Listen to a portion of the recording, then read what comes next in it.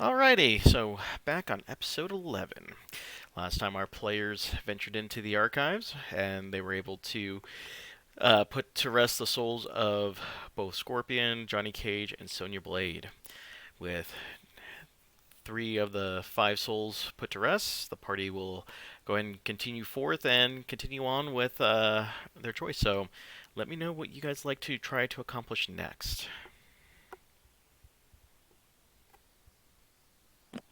We ended last session saying that we were going to go back and tell all the Sub-Zero Lin Kuei? people that their clan leader was dead and they should go find the other guy.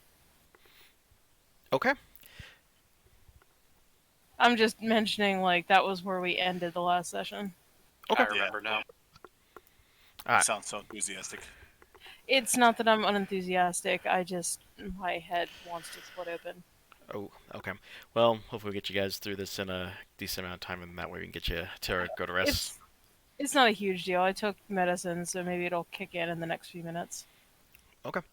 Alright, so we'll go ahead and move you guys back to... Whoops, we don't want the chest. Chest is not coming with.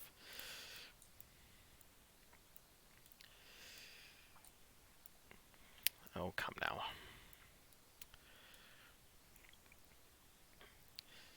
Alright. Alright, as you guys approach the icy portion of the dungeon, you spy the younger Sub-Zero hiding behind a cart. Man, he really got exiled, didn't he? Relegated to sitting behind a cart. That's pretty serious. Is there anybody else in the room? Just this guy below him, just kind of watching the entrance. But does it look like he's hiding from him? You could tell that you could tell that he's just being stationary, just making sure no one's passing. He doesn't really care to see anyone behind the cart or anything like that. So he doesn't seem like he's particularly interested in doing anything with anything that's going on in front of him.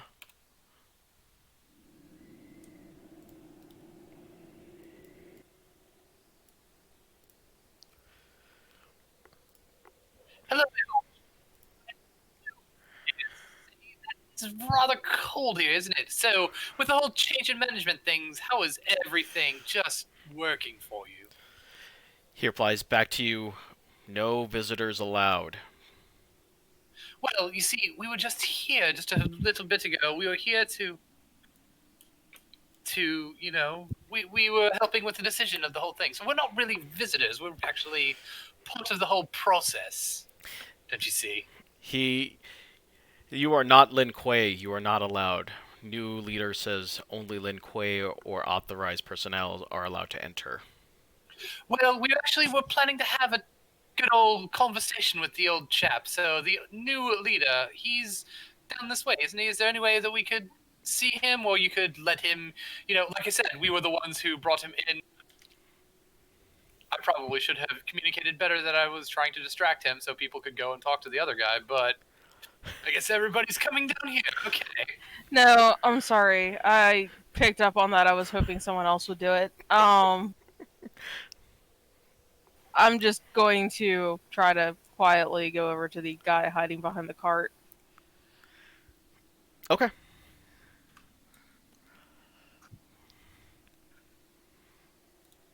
Here, let me unsnap you. There you go. You should be able to move freer now. I crouch down behind the cart next to him. So, is this what all the kids are doing these days? Just crouching behind cots?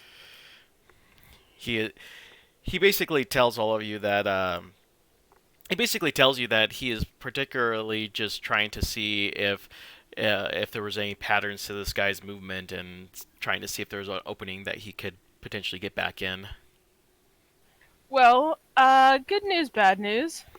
About your new glorious leader and all that. He went to go fight Scorpion, the fellow in the lava room, and he sort of died. That is was not unforeseeable, but it does sadden me that my brother is dead. Well, yes, but you could take this as a bit of good news to go save your friend before he goes and gets whatever they were going to do to him. It sounded unpleasant. Well, now we have another problem. Sector now leads the Lin Kuei. It was put in as a mandate that if something were to happen to my brother, he would take over as Grandmaster.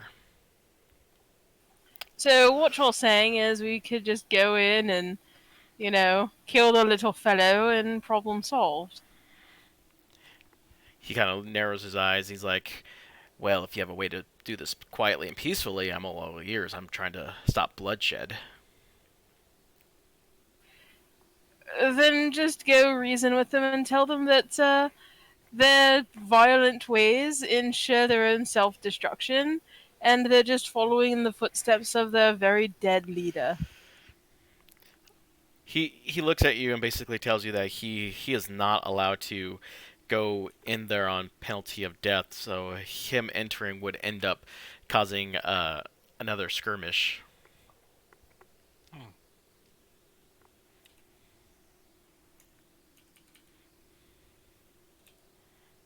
Right. Okay, so any quirks I should know about your brother? Habits or, particulars? Something that people would notice about him, habits, the way he moves or the way he talks, things like that. He gives you a full lowdown about how his brother particularly walks with a little bit more of an arrogant stance, and his footwork was definitely demonstrated that he was uh, someone who would walk with power and whatnot. So he kind of gives you a bit of a rundown about how him and his brother would end up having discussions about their etiquette, and how his brother would kind of scoff at people, pointing out that sometimes etiquette holds them back. Excellent. Thank you for your assistance. I'll be back in a moment, or perhaps an hour or two. I sneak back to the entryway and just sort of pretend that I'm just wandering in for the first time. Okay. Um, August, could I have a moment, please?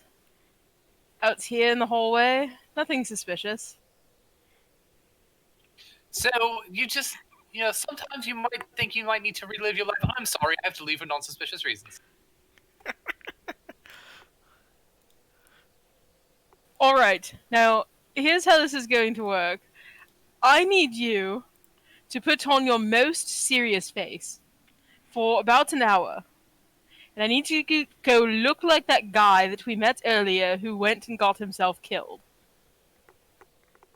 You lost me at serious face. Pretend for a moment that you are the queen. Ooh, okay. So, here's what you're going to do. You're going to make yourself look like the dead fellow, and I give him a rundown of all of the things that his brother told me.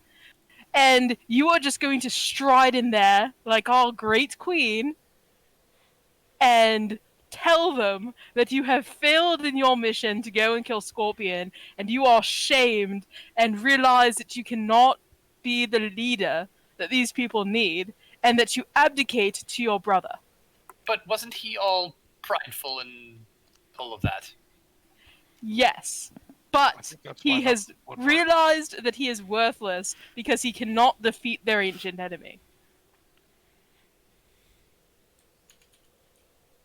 I have absolutely no idea what I'm doing. I love it. I think that math works out. If anybody asks or questions you, you just talk over them and tell them that they are worthless and nothing, and they do not know what they're talking about. Just channel the queen. I have two questions. Yes. Never mind. I'm just gonna go. Make yourself look like the brother first. Right. All right. Just give myself. Okay. All right. I'm going to make myself look like Sub-Zero. Okay. This is going to go horribly. As a matter of fact, I sent a message to everybody else in the group, just one after the other, just be prepared to kill when it all goes wrong. Aye, Captain. Excuse me, guard. Um,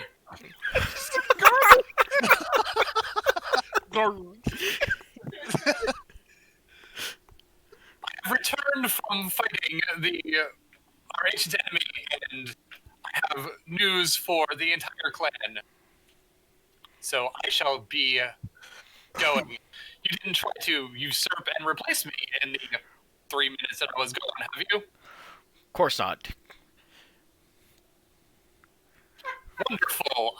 Um, as the leader of the clan, I am going to be coming through with my group of my retinue who are coming with me. If you say so, Grandmaster. Thank you. And then I sashay past him. Okay. Right when you get there, I need you to make me a con saving throw. Fantastic. I love it.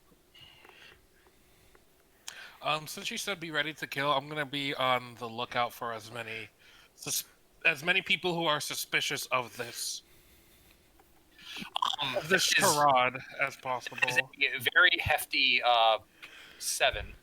Your entire body freezes in place and you can no longer move, and it also dispels any magic. Can I firebolt him to thaw him? Go ahead and I love this plan. I'm excited to be a part of it. yeah, go ahead. Go ahead and roll damage. Not gonna lie, that's not what I expected. Well- I didn't expect it to fail at truly the first possible step. Yeah, well, we're standing between him and the other guy. He can just recast the spell. I could I very much saw this failing with my being an idiot and shoving my foot in my mouth. I did not see, oh, by the way, I'm frozen, but here we are. Also, probably dead. How dead am I? Hit me. It's a 7. Oh, that's a miss. No, No, 7 damage. yeah, He said it's- roll damage. Yeah. Yeah, you're in place. Yeah, as you try to launch that firebolt at him, you could tell that it barely makes the ice hiss, and he's still in place. But I take the damage, right? No, you're not taking damage. Okay. I just activate Green Flame Blade and sort of like hold it against the popsicle. Both you and Belzak will now also need to make a con saving throw. Sure. Ooh, I like that. That would be 18. Okay. 19. I rolled high. Wow. Yeah, you guys start feeling, ice starting to cling to your feet, but you're able to break it off and keep yourselves from going. The guy behind you just kind of goes, "Intruders!"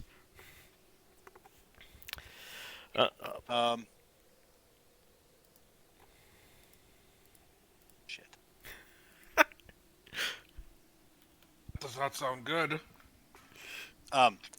It was this, like, reverberating, like everybody hears it? Yeah. So right now, wait, okay.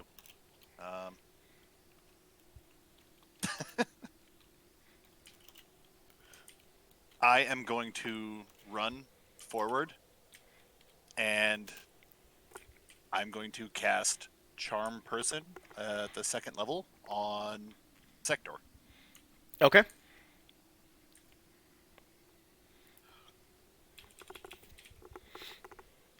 What's Actually, no, I'll just do it the 1st level. No, actually, I'm going to go for 2. I'm going to try and get the, is there a range on that?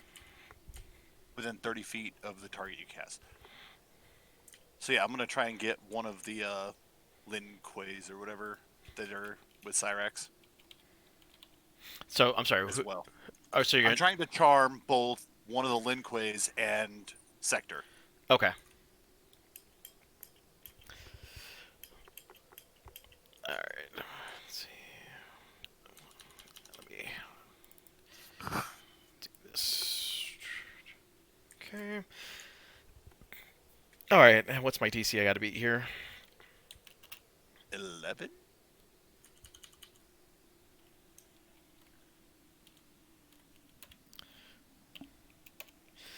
Yeah. Shit.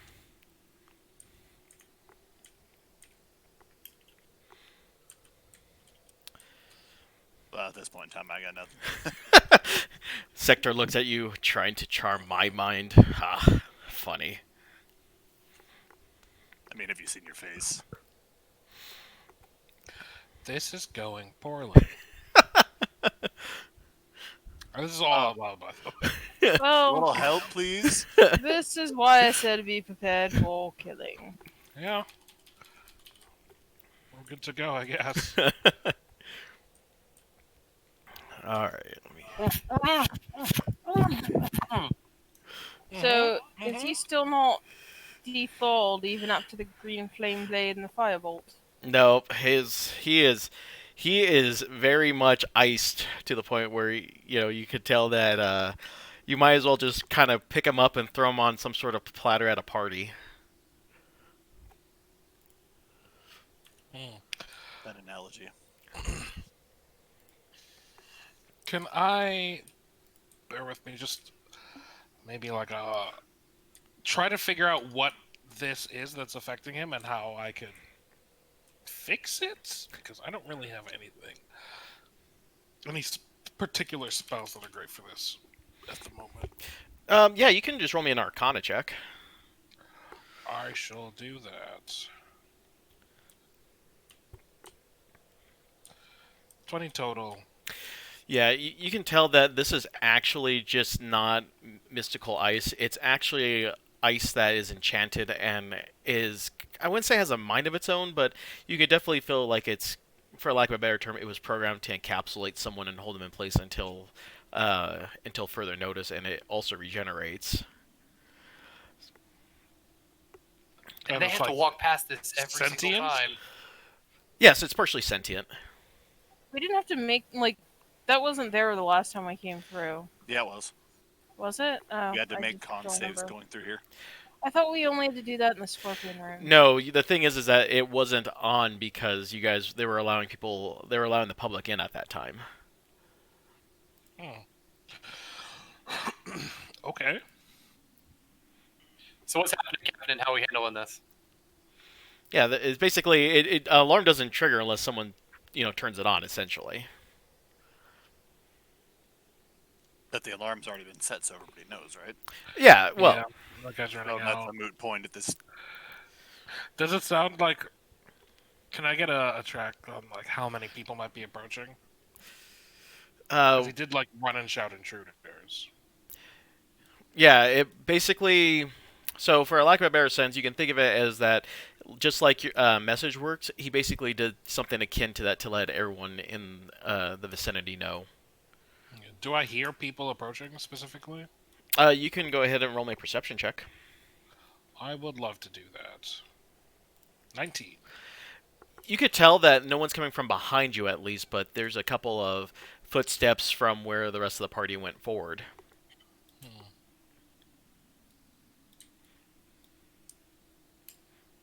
So I guess this is where Argus's frozen corpse lies and need to roll a new character? No, you're not dead. You're just kind of imprisoned. Oh, could somebody who actually has some muscle help me move him out of here? Can I try to break out?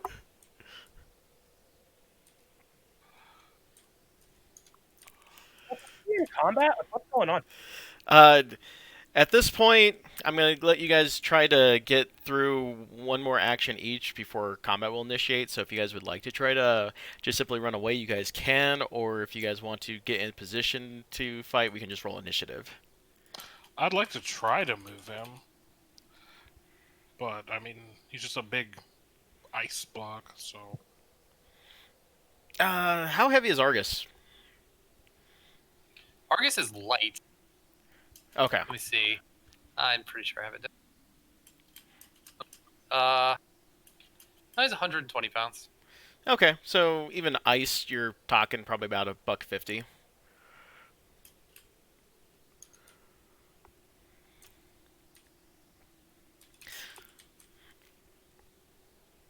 So what do you guys want to do? Do you guys want to try to fight your way through this, or do you guys want to retreat and think of a different plan?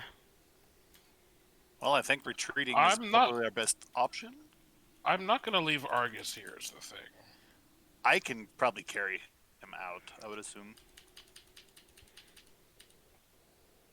Oh, yeah, well, insofar as Lunam knows, we try to pick him up and move him, is my suggestion. And if things happen, things happen.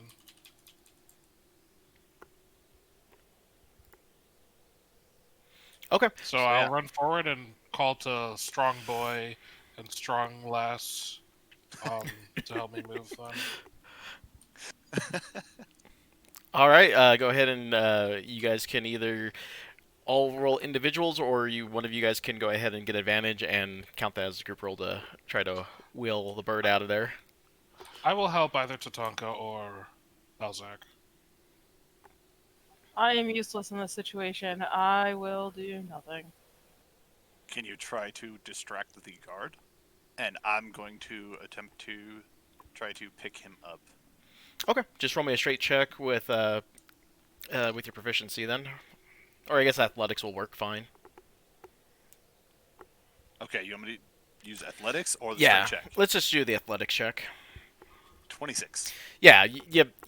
I mean, even frozen, it's not that bad for you, so you're able to actually, grab him and just kind of just guide him through. If I can, I'd prefer to kind of like almost carry him and run out of here for the time being. Okay. Yeah, just go ahead and make your way out of there, and the guard is just gonna let you pass for now, and just kind of raise up the defenses, and now everyone's on alert in there. On my way by, do I notice what defenses might be activated, at least that I can see? Go ahead and roll me a perception check. Yeah, that's not that great. 12? You can kind of tell that that there's more snow picking up in the doorway, and that the temperature is starting to drop a little bit. But aside from that, you really can't tell what's beyond there, aside from the fact that the visibility is getting really poor.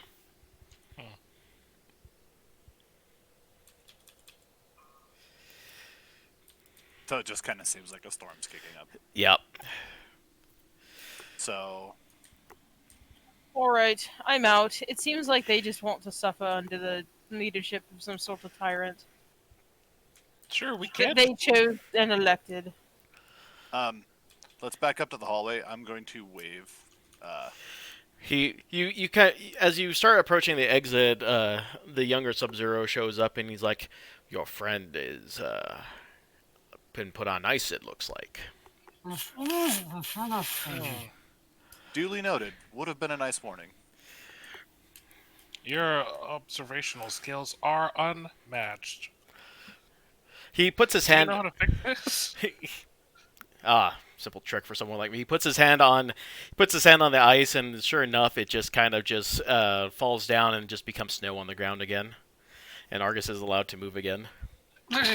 You know, we were coming here to help you, and you knew that was going to happen, huh? Well, I wasn't sure who you were for. Last time you came and tried to help, I got exiled. Who said we were helping? We were just trying to help you guys do your thing. Not necessarily, like, help you specifically. We had no idea what was going on when we came in the first time, but now that we are here, we even told you that we were here to help you get your... since your brother was unceremoniously dealt with, we were trying to help you take back your rightful place, but apparently you're fine with whoever taking over. So, did we achieve what we were supposed to do? Did we, we're supposed to help get spirits to rest? Did we do what we needed to do? I would love to move on from this. He At this point in time, I'm just walking off. At this point, He puts I'm his- too pissed off to say anything. he puts his hand up like, apologies. Again, I did not know where your loyalties lie. At this point, if you're still willing, I would like your help to actually solve this issue. So someone brainier than me, did we accomplish what we needed to do, or are we going to get 3/4 of the way finished with what we're trying to do and then realize that this is all something we had to do too? As far as I know, we are done. As far as I I'm recall concerned, that one. fuck that guy. He had his chance already. Yeah, it's not that we had any alliances to any brother in particular. We just helped along the democratic process, which we have since learned is a complete waste of time. I agree, but I'm. Ooh, We also were cool. unaware that the loser would have been exiled, so I apologize for that. But I don't want to get to the finish line and find out that we missed one step and we're not able to complete our goal. Suppose We that's could true. just fix everything by killing everybody.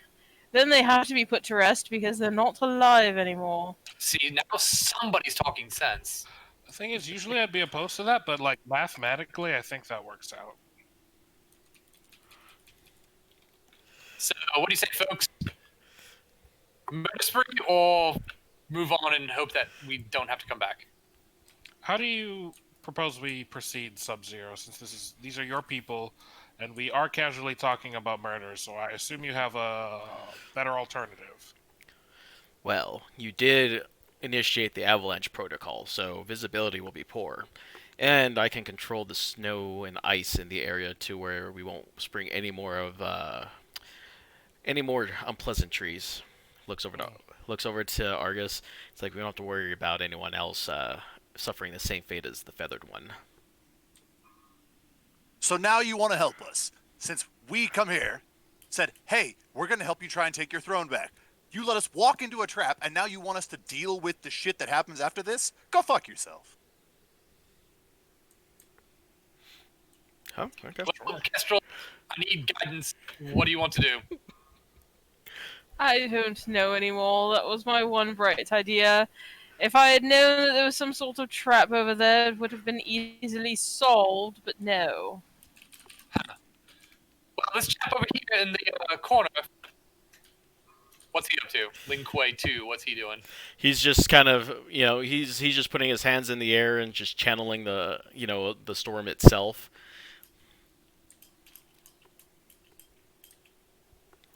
Either we ditch these people or we just murder them all. Well, we do seem to be at a bit of an impasse, and we can't come up with a rational decision. So where does it lead us? Where does it lead all of you? It leads you to me, and I'm going to cast Eldritch Blast on him. Nope. Okay. There it is. Alright, I take out my shields. Okay. And I murmur under my breath, they're not real anyway. Okay, that's a 19 to hit. Yeah, that'll hit. All right, that is 5 points of force damage. Okay. As I see he's sorry to interrupt. Go ahead. No, I was gonna go ahead. I was just saying, as I see that he is casting that spell, I'd like to quickly look around and see if there's anybody else in the vicinity and position myself between them and Argus. No, you don't see any. You don't see anyone as soon as he and correct me if I'm wrong. Eldritch Blast moves him back 10 feet. Depends on the setup. I'm sorry. Does the Eldritch Blast push him back? Not yet. Okay. Just wasn't sure when that happened. So as soon as the blast hits, he automatically gets down to one knee, and some of the snow, the blizzard conditions start to line up a little bit, but you can still tell that he's still in control, and he starts guiding his hand towards your guys' direction. I flash him a grin.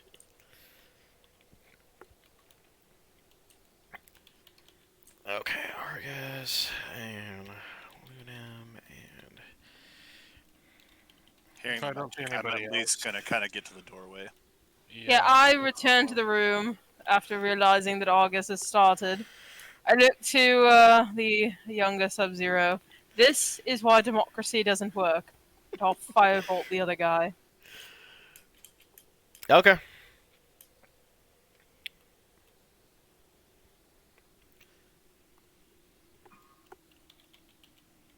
$17 to hit. Yeah, they'll hit. Okay, so technically combat hasn't initiated then? Af- So I was trying to redirect a storm at us, essentially? Well, essentially, you guys get your surprise round that I'm going to let you guys have. But then after that, it will be combat. 4. Yeah, you send him enough to where he's, So it is. Go ahead. Sorry, once more. No, you're good. All right. So, anything else before I have you guys roll initiative? You guys get like a 10-second window.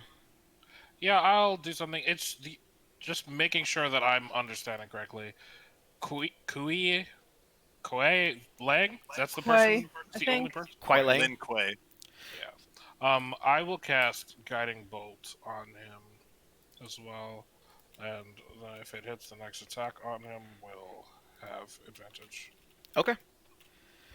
1 second. First level. Ooh, 9 to hit. Big 9. Yeah, that one just flies by him. There's got a little bit of snow in your eye. Okay. Unlucky. Okay. All right. Let's go ahead and roll some initiative then. So that's an 11. Huh. Laura has a 12.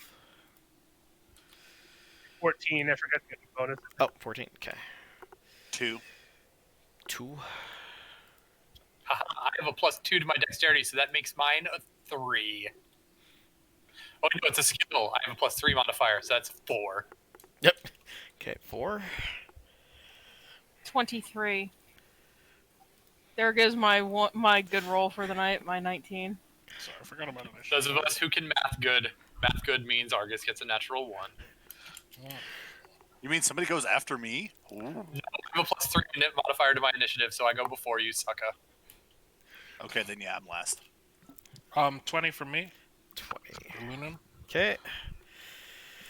That's a 6 for that guy. And. Jeez, Mighty Christmas.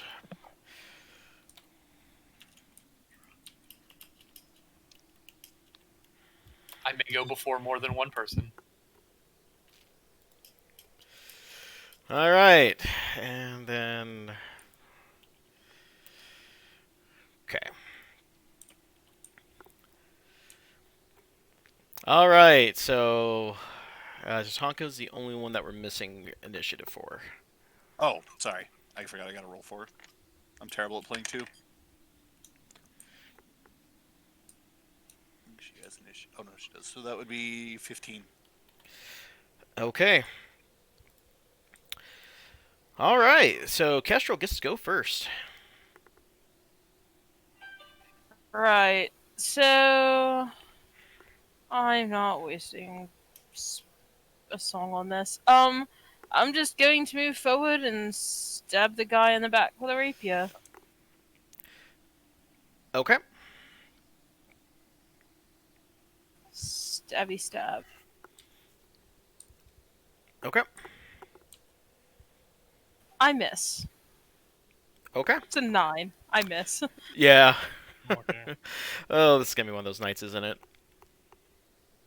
All right. Little bit. All right. So that was Kestrel. We go to Sector. He is going to move his full 30 and ready in action, and then we go to. Let's see, that was 21. 20, Lunam.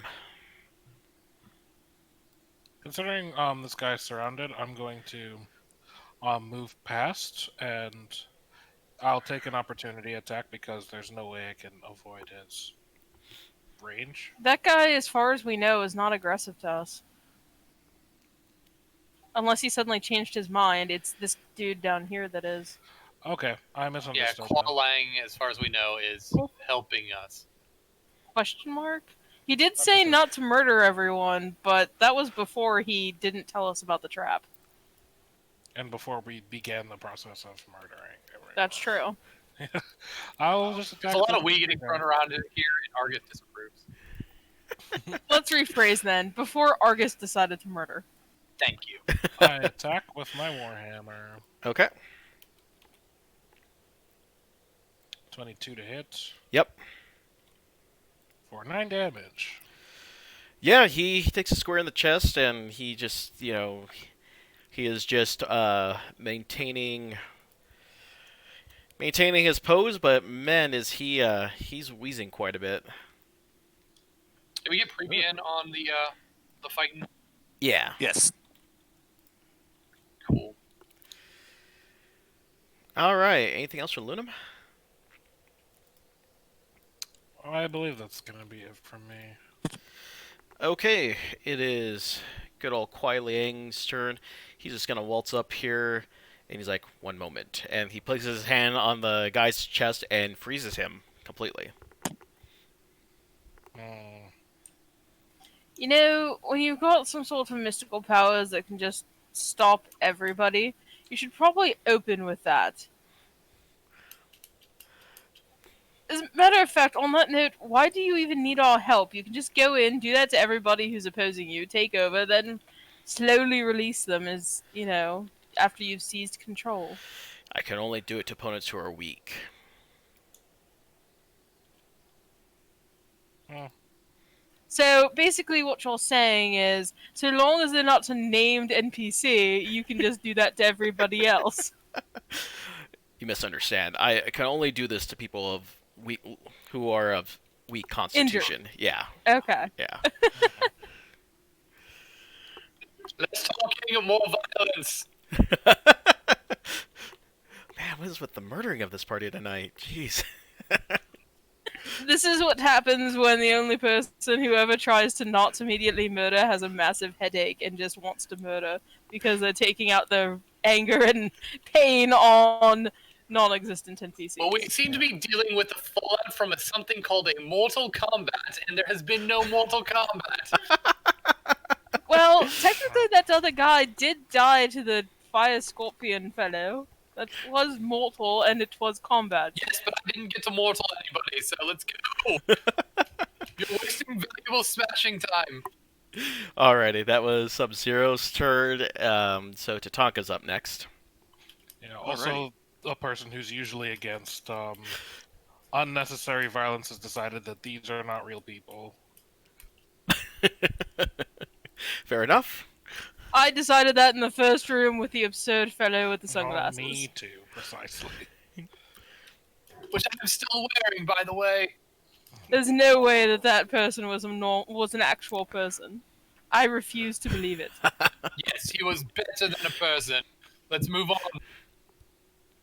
He was a figment of Augus's imagination. Mm-hmm.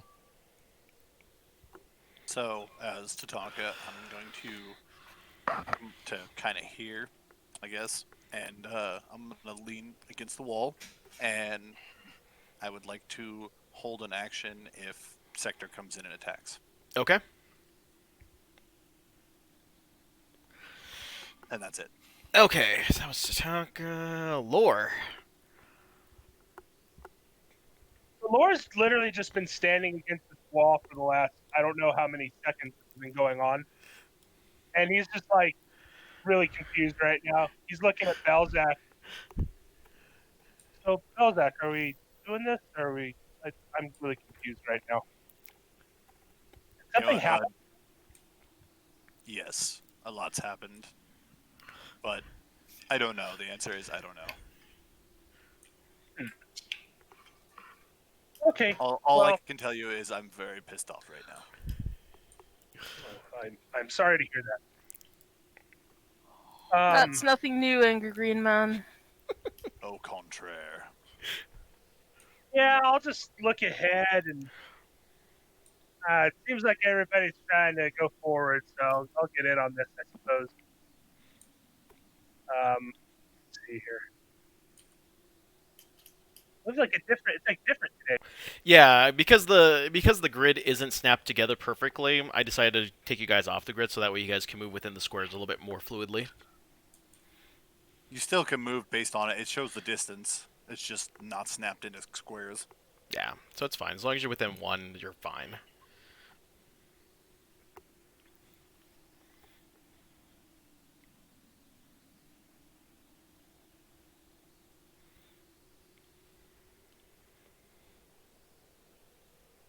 Does anything happen when I move over this white stuff? Is it difficult terrain? Yes, it is now difficult terrain because of the blizzard that was called in, so... So this room, fine. This room here, no. This room is difficult. Yeah. Okay.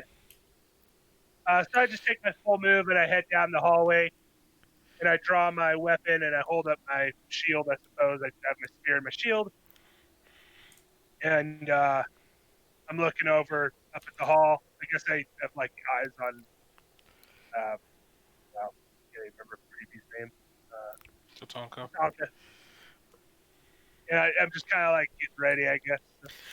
Okay. We're just bracing for impact, I guess. Okay. So as soon as you roll into the room, his ready action is going, and he's gonna just fire off a blast at you. Let's see if he hits. Oh. So, oh, never mind. I forgot what I was going to say. Yeah, Like, and I came in first, so to be fair, because my dog moves after me. So.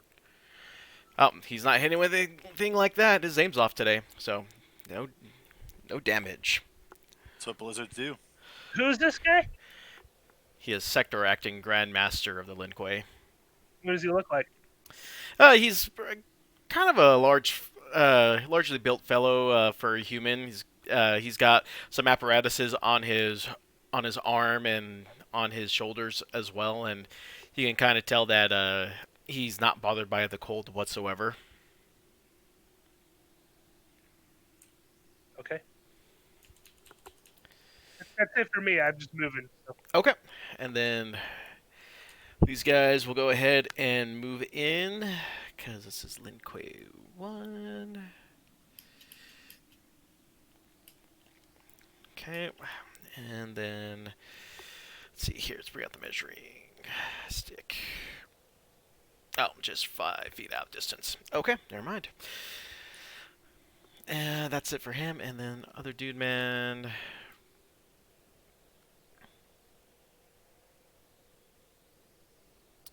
Just will hang out on the bridge, and I believe that should be good enough. Yeah. All right.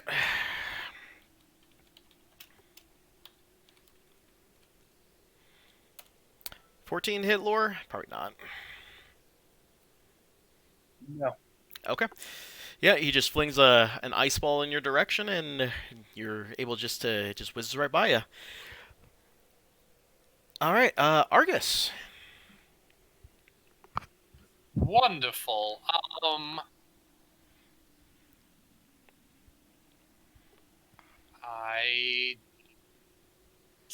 know. The frozen dude's still there, hey? Yep, he's just frozen, just hanging out, being a sculpture. Magnificent.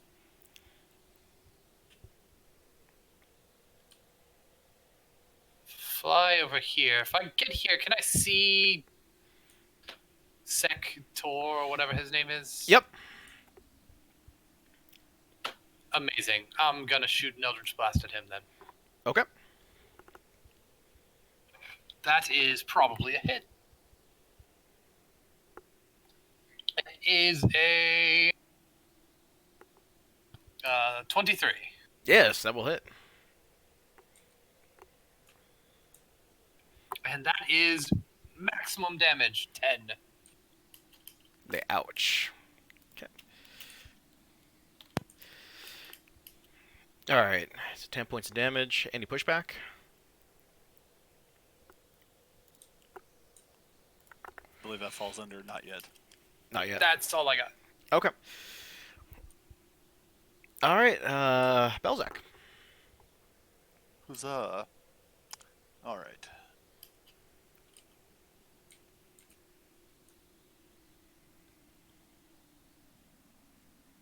Okay, so I'm gonna have to do something here. Hold up. So that'll be kind of like.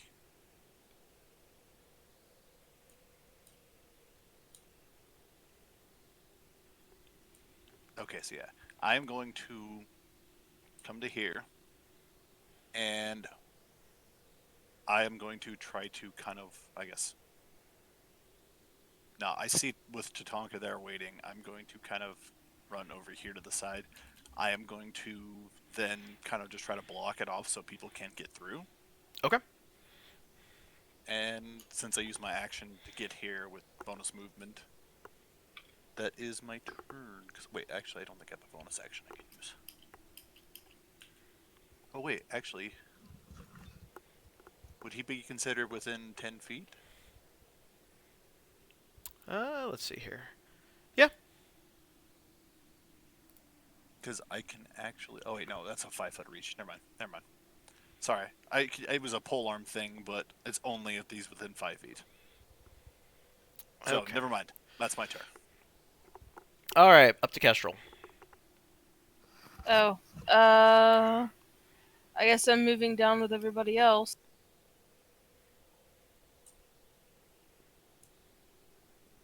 And I'm going to shoot at the fellow with a firebolt. Okay.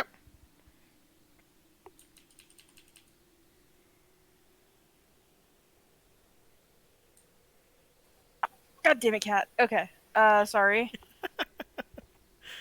I had a cat who had this dire urge to just run across my keyboard. 23 to hit. Jeez, yeah. I'm either rolling 3s or 18s. Guess that's not a bad place to be in. I guess if it airs on the side of 18, you're doing all right. Well, my first firebolt was a 3. 2 damage. Oh, Oof. that cold air, man.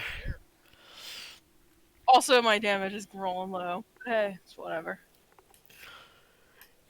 The dice giveth and the dice giveth the way. Or taketh away. Blah. Alright, anything else from Kestrel? That'll be all. Alrighty. So, Sector's turn. Let's see here. So, I need Balzac, Kestrel, Lore, and Argus to all make me a con saving throw. Okay, I'm asking for purposes. Is this due to environment? Yes. Okay. You said it was his turn, and then you asked for the con save. That's why I was asking. 8. Con, At least it wasn't a 3. It was a 7 this time. 18. Mine was 8.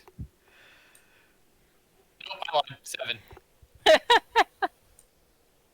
Oh, this is gonna go famously.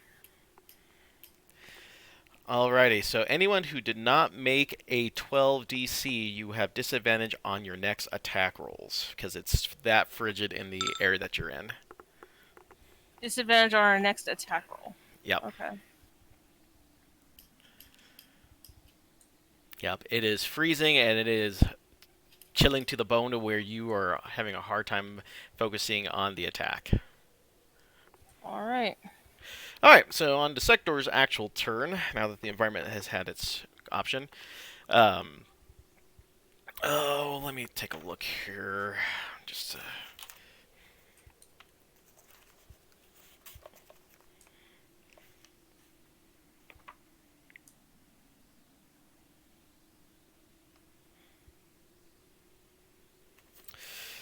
Alright.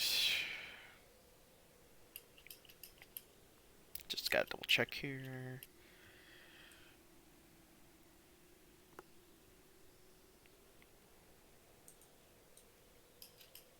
Alright. And is that just only... Oh, okay. Doesn't say anything about that, so... Alright, Sector's gonna go ahead and whip his arm out in front of Belzac, and let's see if he actually nails the hit. 1d20 plus 3. There is a reaction I'm going to be using for this, by the way. Oh, well, taking 9's not going to do much of anything. My god. No. I guess it's really not worth it. Never mind. Yeah, he just kind of whips out, and he tries to flame broil you, but, unfortunately it misfires, and it just doesn't really... It's like, I should have got the warranty on this. Ha ha ha. Performance issues. Okay. That's his turn, Luna. For my turn, I'm going to make sure I know precisely how the spell works real quick. Insofar as where I can place it.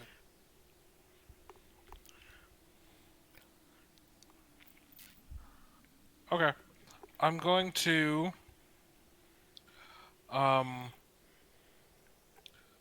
move around to the back of this Linkway 2. Mhm. And I'm going to Toll the Dead on him first, which is a DC DC 15 Wisdom save. Is he any conditions? I'm just curious, or was I when I was frozen? Uh, so how do I put this? So, while you were in the shell, essentially you were still aware of everything, but you weren't able to uh, use any type of spells that require a verbal component or movement. But you were still aware of everything that was going on in there, but you weren't at least taking damage. Is that what you're getting at?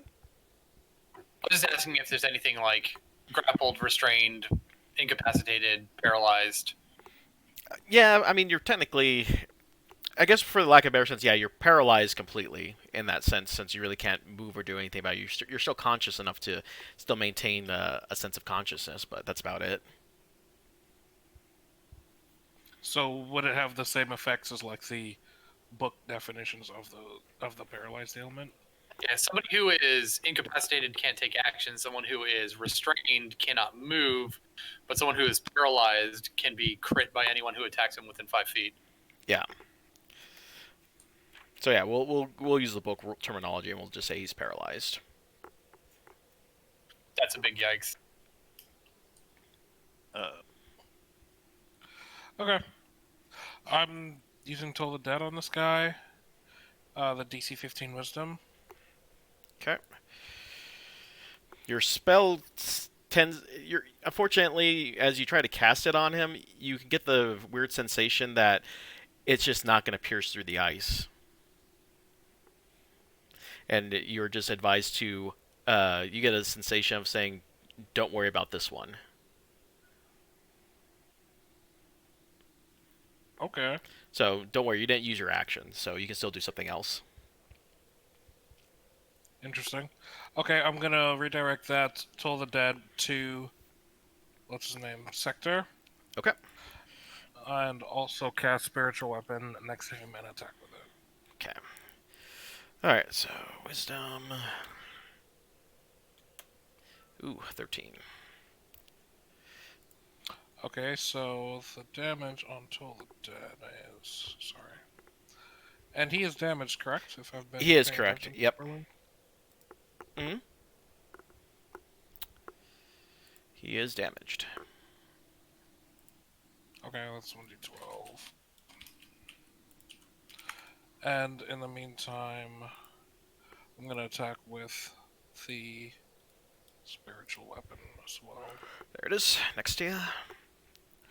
Yeah, 19 to hit Yeah, that'll hit. for 10 damage. Both of these are on sector. All right. So. Okay. And it's 2 damage with Toll the Dead on him. Okay. So 12 total. And I'll move the spiritual weapon next to him.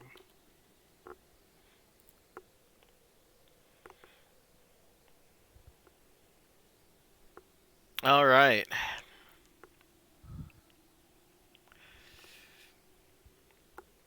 Anything else? No, that's my turn. All right. Sub-Zero's gonna Let's just. move forward a little bit to here, and that's my turn, sorry. Okay. Sub-Zero's just gonna approach, and he's just gonna freeze Sector in place. Okay. He calls out to there, says like, he basically says, "This battle is over. I have captured your leader, and now I am in charge." And the other two just bow and walk away.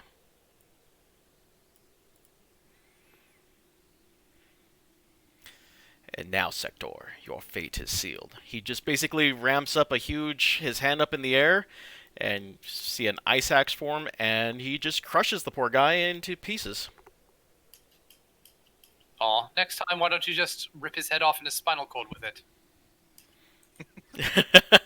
Just start with that next time. He moves over and freezes this guy. This guy he's like, "Go see to the medics." He bows, walks away. He's like, "All right." So this guy's hasta luego. All right, congratulations. You guys got that done under 5 turns, even with some haphazard stuff. And Cyrax is not going to be turned into a Warforged, so. We did good things and helped people. Yes. I think. I'm gonna Oh, oh. I'm gonna sigh disappointedly and just walk away. I'm going to immediately go to the extra room that we have found all the treasure chests in and just tap my foot impatiently. Yep, there it is. Where's my bloody reward? Yeah. I put up with all this nonsense. Oh, you bloody bastard! Well, now I don't want it anymore. Fine, you can have it then. What is Alright. it? What's in there? Alright, give me one sec. Alright, he approaches Lunam real quick. He's like, your weapon, is it a part of you?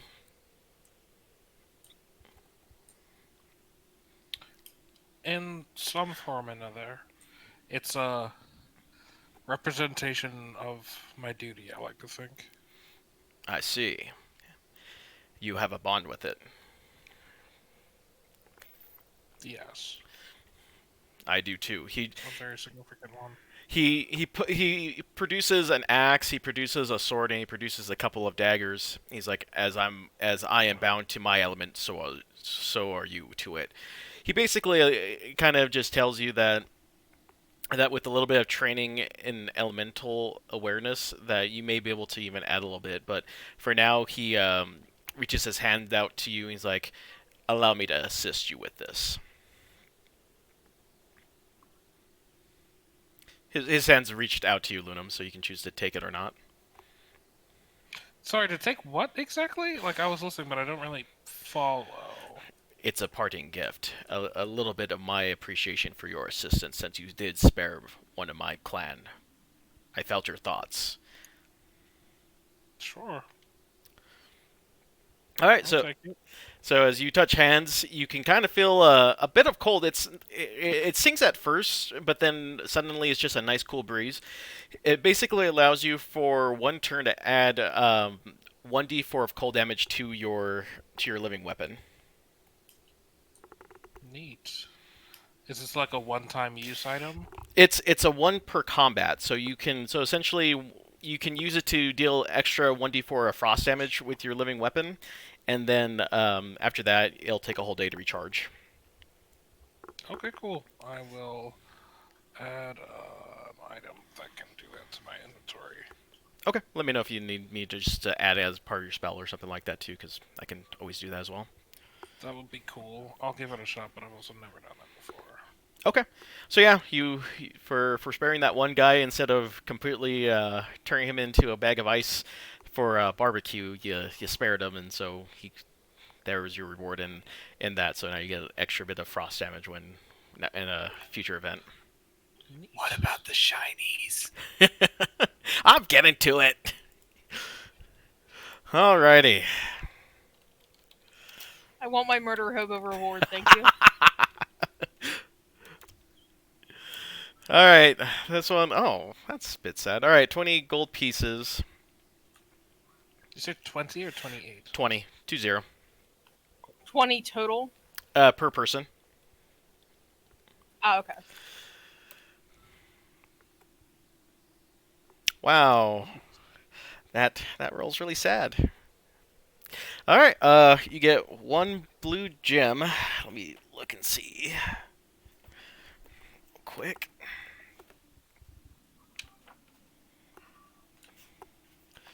Oh, where was that in this book? Screw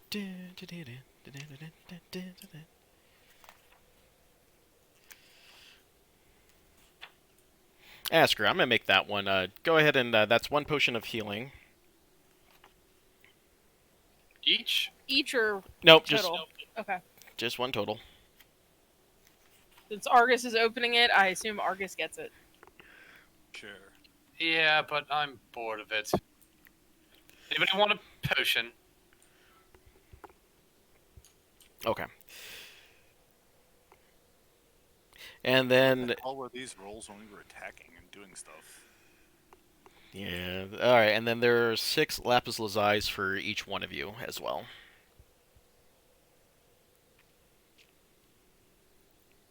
Are we getting a gold value to go with that, just for the sake of notes? Yeah, it's basically each one is worth 10 gold pieces, so 60 gold pieces and gems for each one of you. Cool. Alrighty, and with that, the cold tundra is now behind you.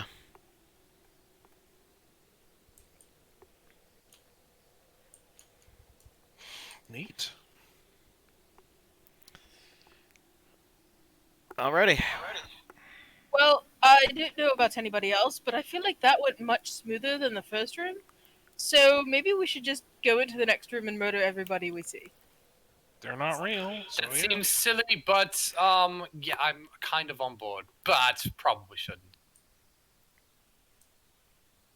Well, here's the thing. You can go in and try talking first, and when that inevitably fails after walking about 12 feet into the room, then we can just murder. Yes? Sure. Anybody want this potion? Perhaps you should keep it so that the next time you get frozen solid or something, you can do something with it. Fine, I'm holding on to it then. Alright.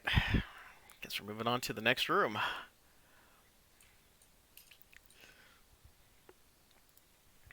I'm going to kind of follow closely. I don't really think it's going to do any good, but I'm okay being in the front, but I'd like for us to, like, stagger a little bit, just so if there's a trap, only one of us gets frozen or blows up. actually, Lunan, why don't you go up front? Hell yeah. I haven't. Just I'm see. about it. It seems more up your alley. Alright, go roll me a perception check there, Lunam. Mm-hmm. Yeet. 14, quite poor.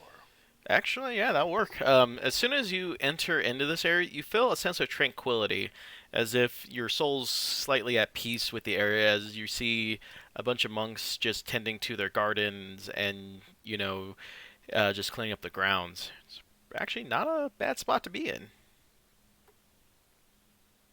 Hmm.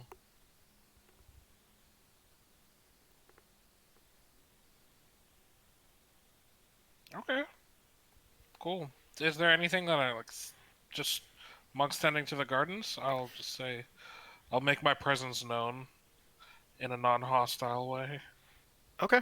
Yeah, as soon as you enter, the monk looks at you and bows deeply and says, "Welcome to the monastery." I'll try my best to mimic that bow. Okay. He's like, "Enjoy your time and may you find tranquility in the gardens."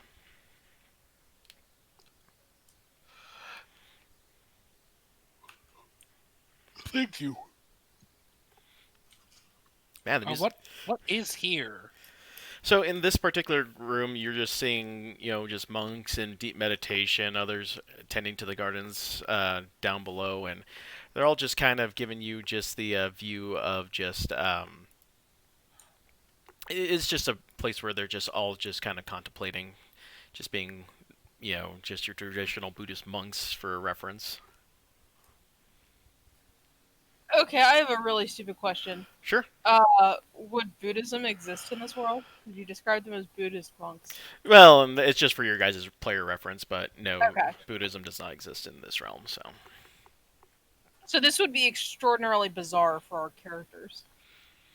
Uh, in a way, I mean, if any of you guys had a backstory where you guys have visited, temples that are more or less Monkey. ran by the brotherhoods, or or those who are just contemplating peace or something like that, then that might be up your alley. If not, then yeah, this would just seem a little bit off to you. Okay, just making sure.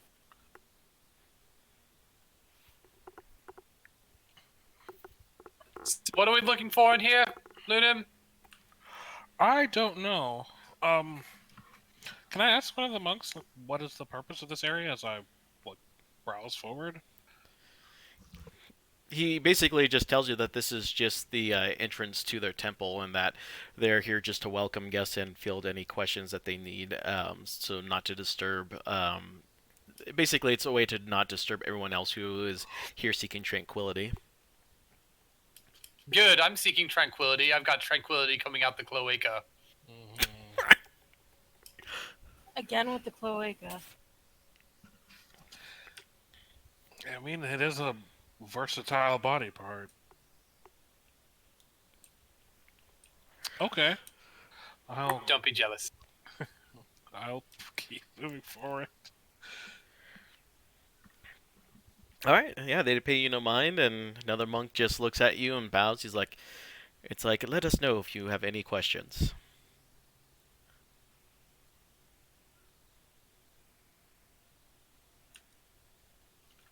Will do.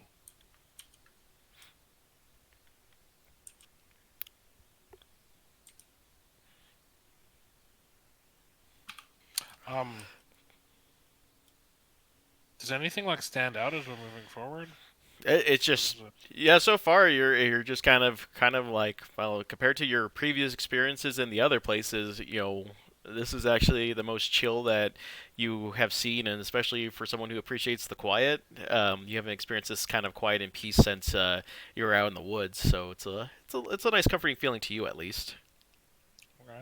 Well, I'm glad that it's not on fire or like freezing any of us. right? I'll take tranquility over burning illusions. I'll just keep slowly walking forward. At least you weren't the I'm one still in kind of front of everybody trying to disarm the burning illusions. Well, if I'm yes. being real, this just feels Thank you weird. for that. By the way, it must have been intense. I wish I could have provided more assistance than that. I only lost a little bit of one of my fingers.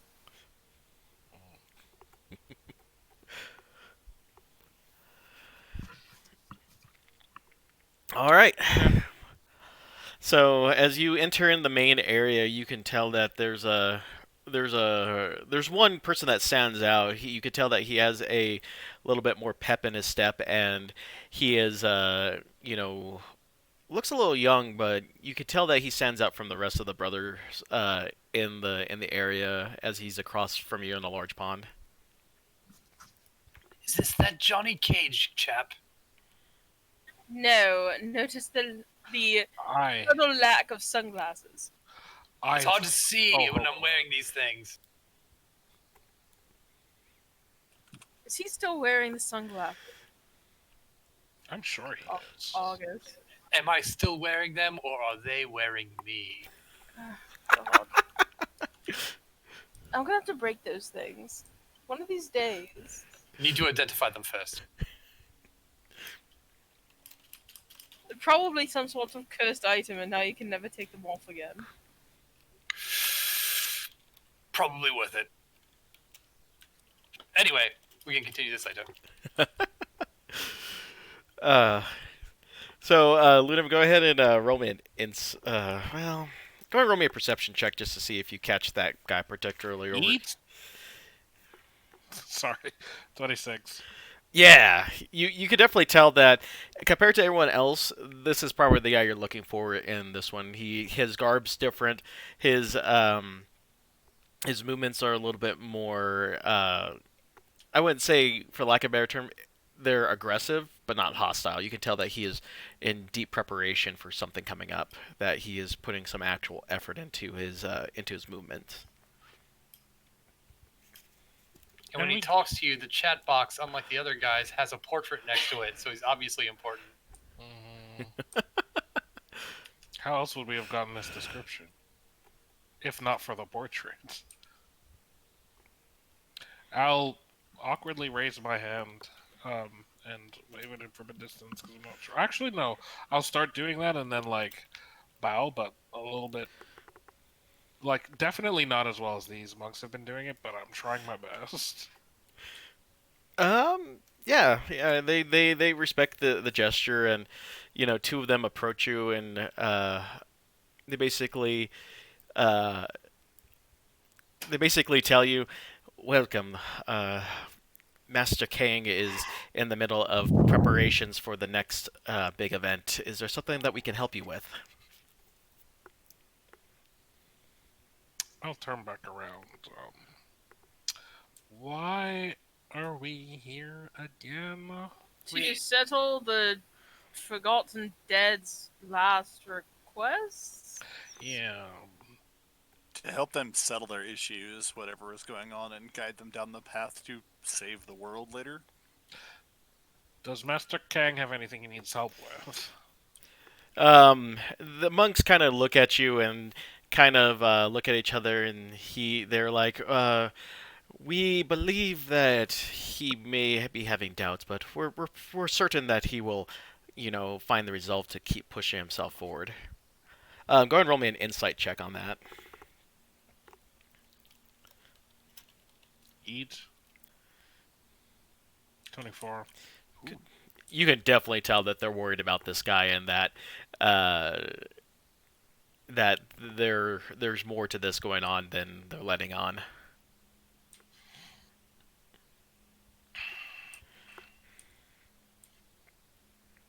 I'll shout out over the lake. This seems almost more like a crater. It's a small pond. Unfortunately, I couldn't find something more zen-like. Okay. I'll shout out over it. Master Kang. He's going full Argus. He pays no mind to you, and the monks go. He's deep in thought and into what we would refer to as kata, our martial arts movements. It'll take quite a bit to actually stir him from his focus. Mm-hmm. So, you said he was working on something, and you seem to have obviously downplayed it. Would you? I mean, we come here offering our help. Would you? Have we not? I was going to ask, have we not proven ourselves trustworthy? But we've truly done nothing. So, how can we prove ourselves trustworthy? They basically look at each other, and um, they nod in agreement and talk and kind of throw up their staves, and the other two monks over here all kind of just uh, start moving their staffs, and they start shaking them as they stomp the ground over and over again, and that seems to break uh, Liu Kang out of his trance, and he's like, "Oh, visitors." It's like, if you can, please try to inspire him. He is our only shot at maintaining our realm's independence from outsiders. Hmm. I am personally not. I'll lean in a little bit. I'm personally not very inspirational. I'm more action oriented, but I believe I know somebody who can help get somebody's spirits up, or at least active. And I'll look back at um the almost opulent bird. Yes. He's probably just been found the nearest shiny reflective surfaces And preening myself. yeah. Mm-hmm. Did you see these sunglasses? Yes, Can I roll a exactly. sleight of hand check to try and snatch them off his face? Yeah, go ahead.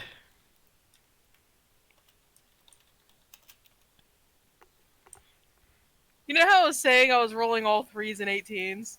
Is Well, this 20? 22. Hell yeah. I want to roll against that. I don't know what that is. I rolled a 7, so whatever I add to that is probably not enough. You can add 15 to it just for vibe's sake. Yeah, you have his glasses. I don't know particularly what you're gonna do with them. I just spin them around my finger and then just tuck them into my bag. You'll pay for that. I'm sorry, what are we doing here? What was the plan? Master Kang, as they so call him. I believe his first name is Louis or something Sounds along right. those lines. Um, he needs some inspiration, and I couldn't think of anybody better for the job than you. God. Wonderful. All right, Mr. Louis. So I'm going to fly over the Liu. monks and over the reflecting pool.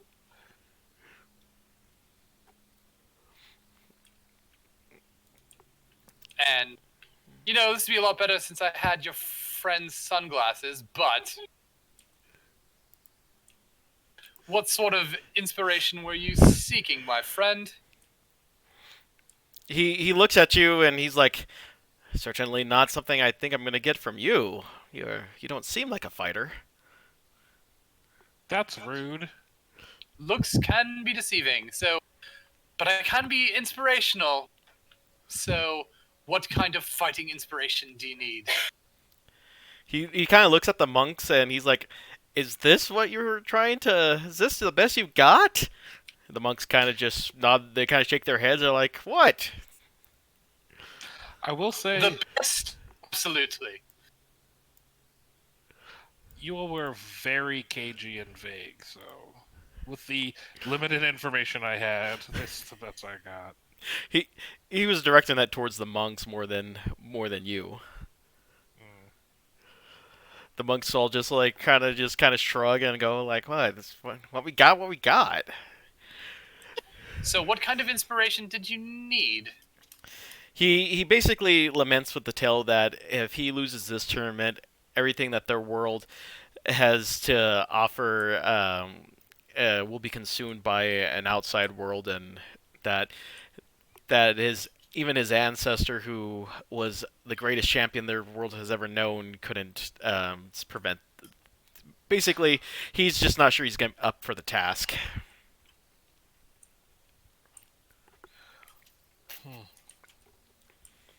So, what can we do to help you find that fire? He basically turns to you like, well, for one thing, I need to know that who I'm dealing with is actually gonna be able to help. I'm not entirely sure that you guys are. He looks at you. He's like, I'm not entirely sure you're gonna be the one to help me get me into fighting shape. No, but I can help train. Yeah, one of you strong young people want to help our young friend here find his inspiration. It might be out of my usual bailiwick. Here's Go the. ahead. Oh, here's the thing. Fighting is often can be a bit of a mental battle, and this one is surprisingly helpful with that. You'd be surprised how much a little song on his whatever instrument he pulls out is rather inspiring at times. He's like, are you sure? I've never heard such a thing. Hey, August, try inspiring him. Well, it's like this. And I'll pull out my lute and I will inspire him with my inspiration. Um, while that's happening, if anybody's paying attention, Lunam is looking around kind of with a sly, sneaky look on his face. A mischievous grin is what I was actually thinking of the word. And I just pull out my mace, and I hit him in the back of the head. You hit who in the back of the head? Master Kang. Oh God! Fuck! Jesus Christ! It's not me this time! Roll me a stealth check to see if you can sneak up on him. I'm okay with them noticing, but I'll And I just buffed him. I will so. have tried to be stealthy. Oh, I have disadvantage on this too, so 13. Oh man. What the fox? What are you doing? Oh yeah, he's so entranced with the bird that yeah, you could get behind him and smack him. All right. No fucking way, not 20. Oh, Jesus Christ. 14 damage. Ugh. Alright. Oh man, yeah. I'm just gonna say that. Yeah, you just knocked him out of commission, and because you nailed him in the back of the head while he was distracted. So yeah, he's unconscious on the floor. What the this guy's gonna lose this tournament for sure. What the fuck? Well done. You've I doomed like- us all. I was gonna hit him and say, surprise, always have your guard up.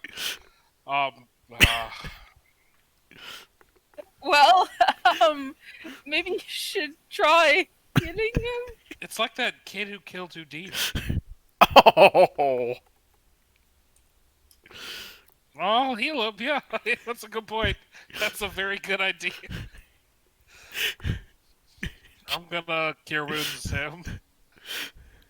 Okay. Well, he's still technically inspired. 8 healing. Yeah, you know, he kind of comes to. He's like, oh, I knew I'm too distracted that even an enemy can come up and knock me out. This isn't good. Technically not an enemy, just a very mischievous fox. I'm sorry, that's incredibly out of character for me, but I thought that's what. I still haven't adjusted well to this. In fairness, it was deeply funny. I'm fully trying my best. I thought you wanted like combat inspiration. I was gonna like do a little sparring, a little poignant lesson of always having your guard up, which you seem to not. For the record, my jaw is like visibly like wide open, and I have no idea what the hell's going on right now.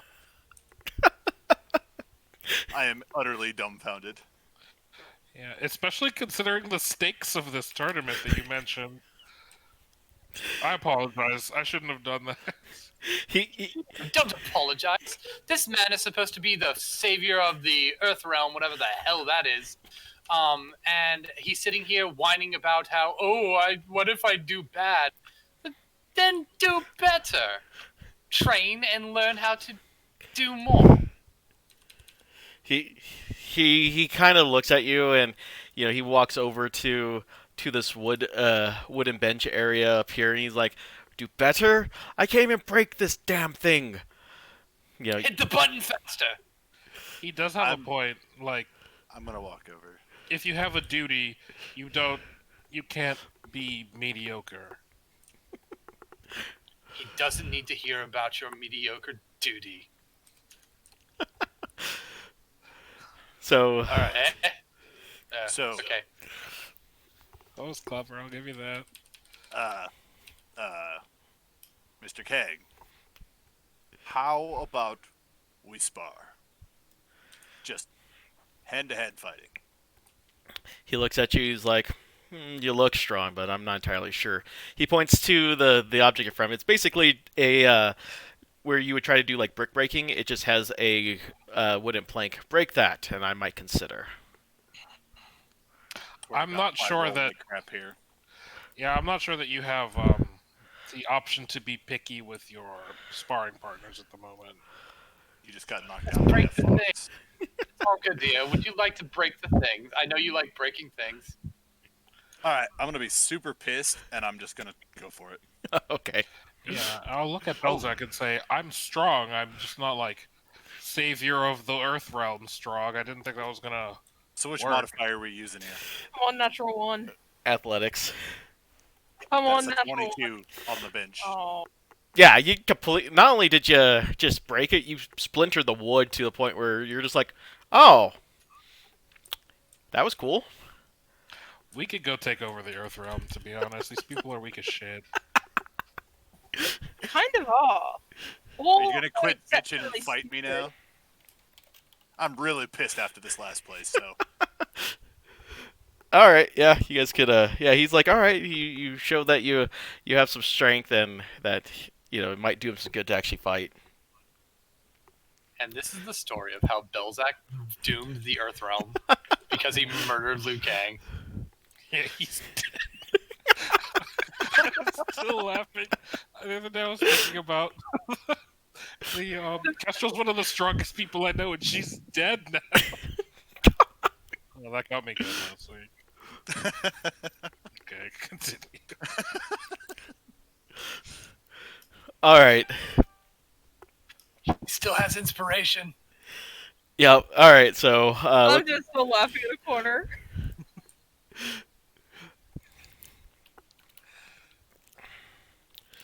all right. Go ahead and roll me an initiative. We'll see who goes first. 8. 20. Oh yeah, can't beat that. All right. So he kind of looks you over once. He puts up his hands, and he gets into his Bruce Lee type thing, because I mean basically that's what he's based off of. So I will casually take just kind of like a brawler's stance. Can I preemptively, for voting or not like voting, like goading purposes to kind of goad him? Can I cast taunt before we start on this? yeah. If you can't break that bench, you're gonna have a tough time, buddy. And I'm gonna just like motion with my fingers. Yeah, he's fully engaged with you at this point, and he takes a step back, and then he's just he launches himself at you with some fierce speed. 24 hit you. Oh yeah.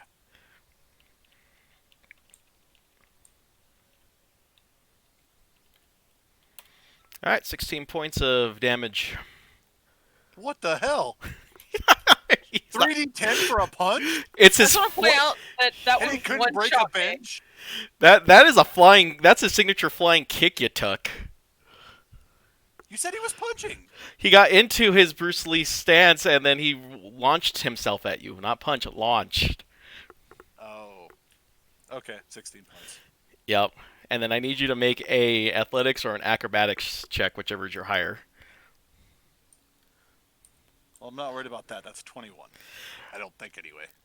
Oh, you got it. It's like you feel the full force of that kick just drive you, and surprisingly, you have the fortitude just to plant your feet as it connects, just so that way you just don't stumble onto the ground. But man, did that kick actually do some damage. Really? You couldn't break a bench with that? It's like, are we talking or are we fighting? Okay. I'm gonna take my swing at him. Okay. Hit him in the back of the head. That's his weak spot. It's his I'm trying to Achilles. fight here. Wait, are we doing to hit or just attacking? No, you rolled a hit still. Okay, that would be. Oh, I gotta look at my unarmed. It's special. That would be 19. Yep, they'll actually hit him. Okay.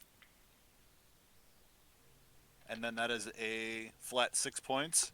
And just to make a point, we're also close. I'm assuming at this. Yeah, point. you guys are pretty much within striking distance of each other.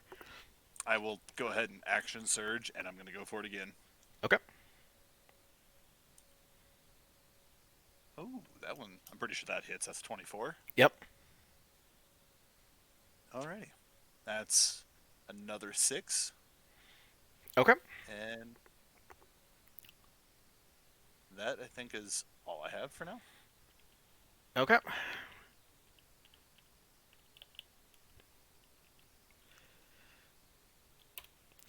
Oh shit. Yep. So yeah, he surprisingly he actually ups. The kick's a little different this time than what you saw last time. It's not like he was the ability to jump, but oddly enough, he is kind of cycling kicks in front of you in a flurry.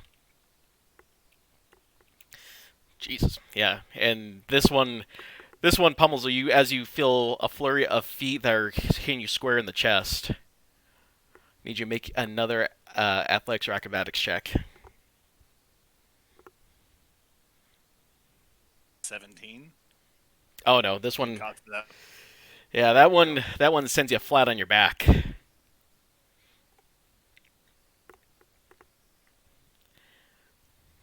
Okay, so I'm now prone back here. Yep. You could tell that he feels a little bit more. Roll me an insight check. Anyone who's viewing the fight, you can roll me an insight check. Sure. 26. Uh, t- uh, 3. I know I'm proficient in this. 16. Yeah, so anyone with a 15 or over, basically, you all just kind of see that some of the doubt is being removed from the back of his mind as he's wailing on poor Balzac over there, and that he's starting to get a little bit more confident.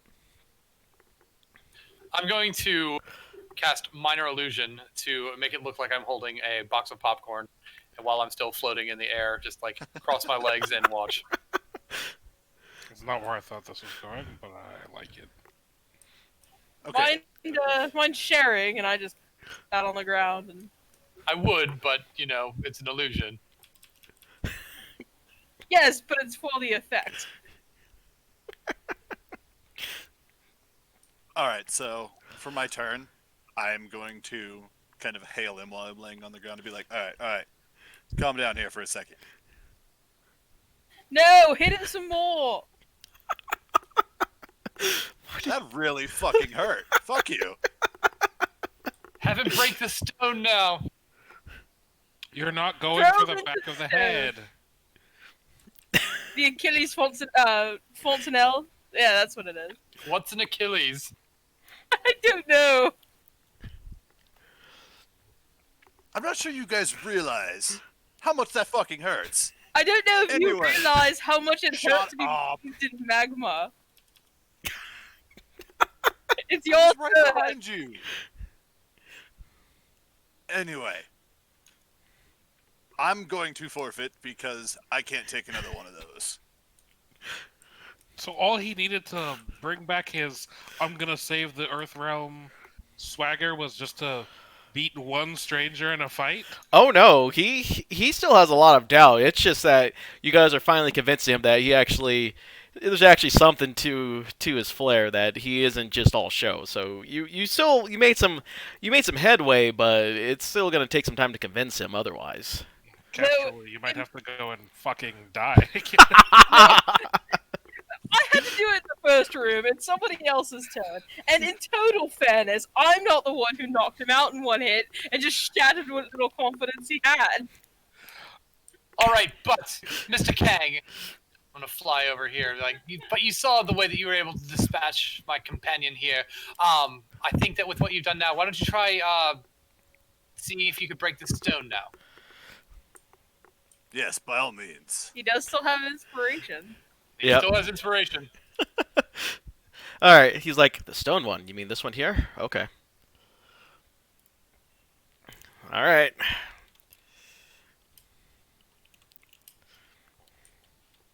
I swear to God, if you roll a 1, I'm gonna be so pissed. Oh, Yeah, me too.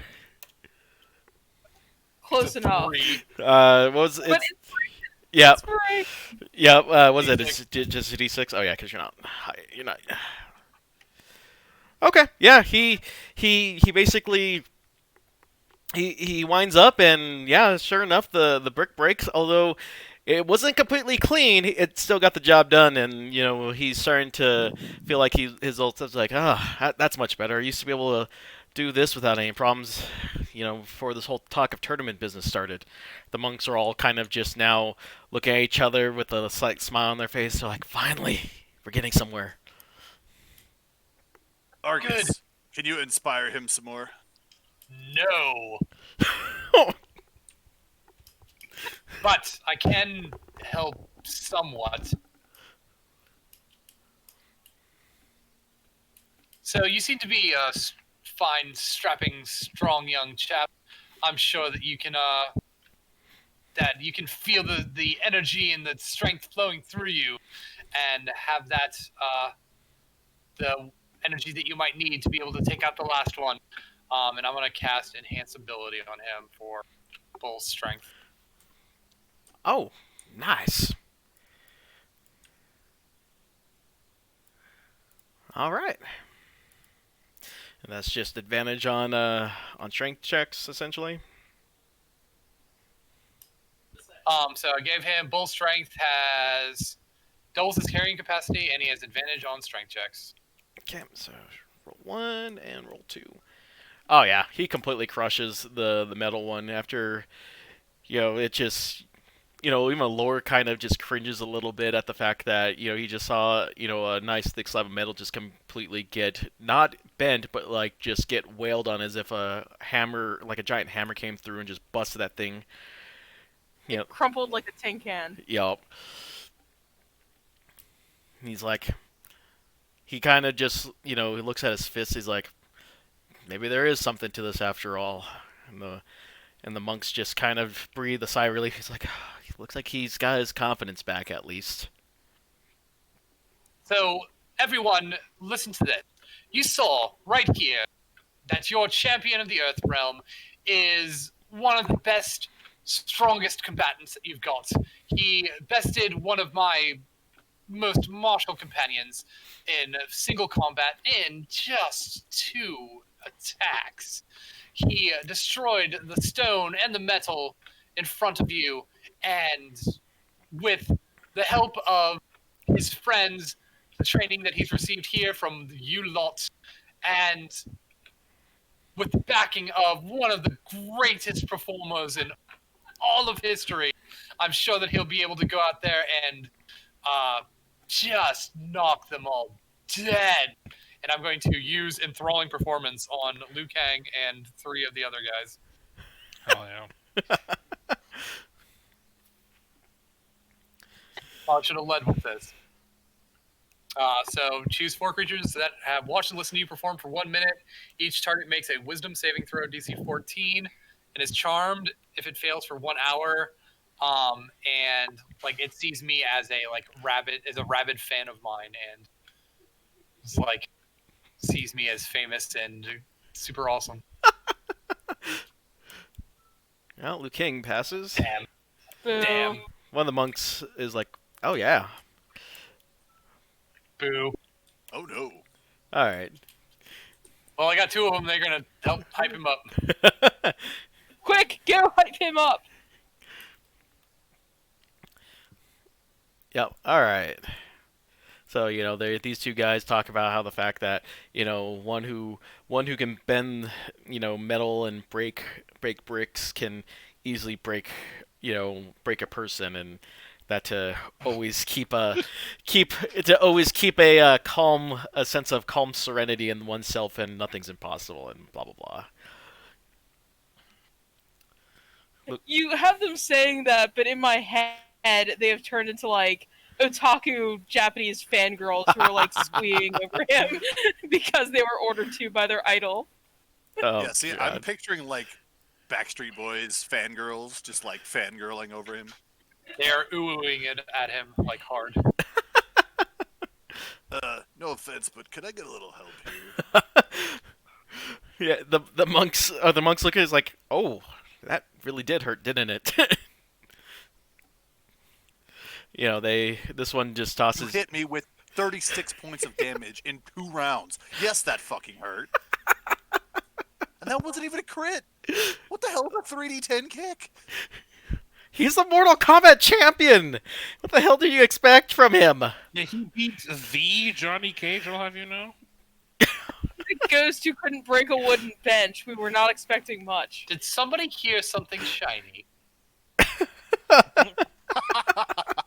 Yeah, the monks patch you up, and they do some chanting, and they were able to restore you back to where you were before. Before you got knocked onto the dirt. Wait, do I get my 3 points of pizza temp health back? Hasn't it been like... Yeah, that's Yeah, I, that should. I still have 3 points from the pizza health until that. no pizza. No, That they're- should it end goes after away a on long long rest. rest. Yeah, We've had like weeks of long rests. yeah. Sorry, pizza health is Well, definitely it was- gone. undying. It was permanent. The buff on it when we ate the pizza was a permanent temp health increase The thing until about- it was just like used up. The thing about permanent and temporary is that they are opposites. Thank you. I was thinking the same thing. I'm like, permanent, temporary, okay? It's called temp health, but it's permanent. Like it was a permanent addition. It wasn't like it goes away with the rest. That was what he said when we got it. That's Oh, why I I can't kept remember. I didn't eat the He pizza. didn't say that it didn't expire, but if it's temporary hit points that Yeah. get used up, as in So- That's why I damage, was then it's probably clarifying because gone. he said back to where I was before that. No. So the pizza temporary HP does not wear off with a long rest or gets overridden by other temporary HP buffs. But if that wears out, it's gone. Okay, so I Okay. don't get that back. That's So what I it's was gone. It's gone. all I needed was a simple yes, it's gone. Like Well, I turned to Loom. It's a good thing that's all worked out and that he didn't die from your hits, because otherwise we were going to have to name one of these other monks Liu Kang and make them the new Yeah. champion.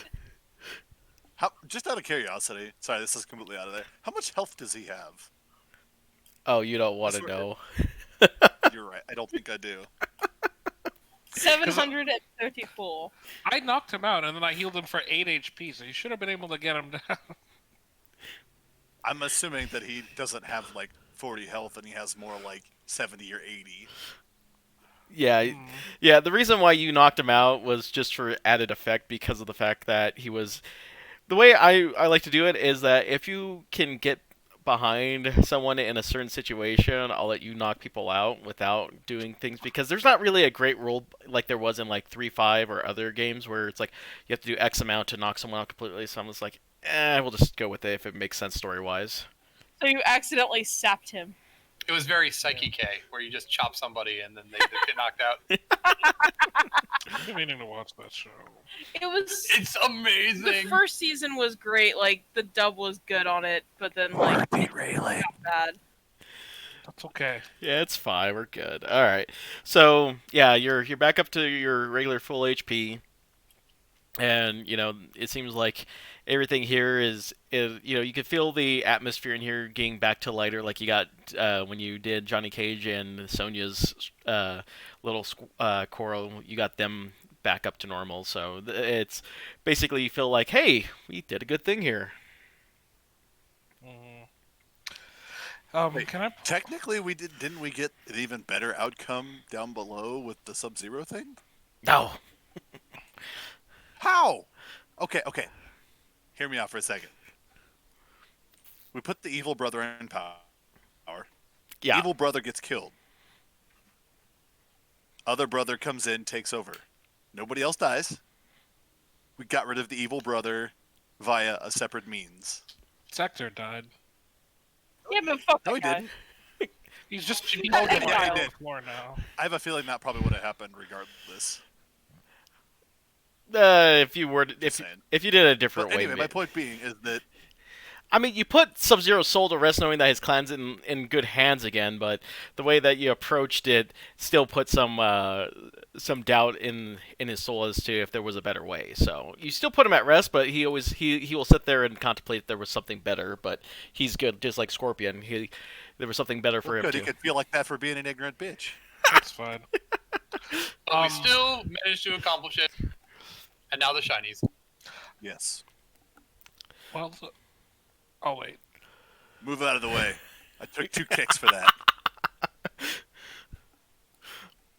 To be fair, if I were a person who could see the way that things had worked out, if I hadn't cast that spell, that probably would not have worked out as well for the chap. So If I hadn't got kicked in the chest, that wouldn't have worked out as well either. So I had to be exploded by magma in one room, and in another room, I had to be flirted with by some massive dill hole. I'm Yeah. sorry, but no. that was 3 and 4 rooms ago. Get out of here. Kestrel makes a good point. Move her out of the way. Thank you for your service, Castro. Fine, if the next time that we come across a massive douchebag, you can be the one to flirt with him. Okay, Okay. deal. Done. Feel like you're overestimating my resolve for douchey people. Anything else you guys I like to will talk to feel Luke King or the dirty. monks with? Yeah, I'd like to pull him aside and say, hey, Lou, I think we've gone past the formalities of Master Kang now, but what does this tournament mean to you? He looks down and he's like, my ancestor fought for this realm and saved it, 10 generations ago, and it so happened that I have the ability to save lives, and I decided to take it upon myself. But lately I've been doubting my ability because of how poorly my exercising has been, and wondering if I'm good enough to live up to my ancestors' great expectations. And after today, I think I can say that I can at least hold my own. Okay. Well, for the sake of it, it seems like you have this sense of duty, and I think that it's important to know that you, in that case, you don't have time to doubt yourself like this. If you have something that's that important to you, you have to just do it. You have to just perform. Essentially, you have to think about the fact that how important it is to you, and that you have no other choice but to do it. He nods his head in agreement, and he's like, "Wise words indeed." Okay, that's it. Okay. Anything else from the monks or Liu Kang?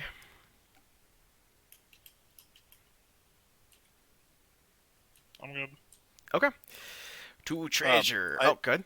Well, actually, um, at, if we take this treasure, are we done with this period? Is that how this goes?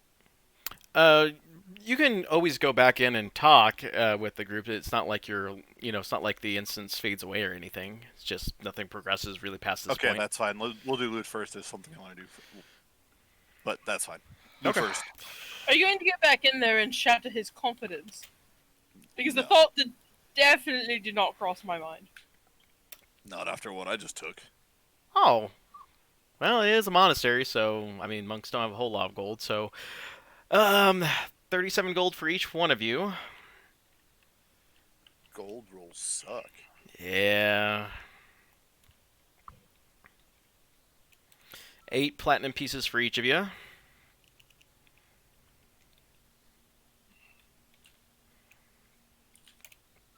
And then 7 10-piece gemstones, and let's go ahead and do... let's just do obsidian. So,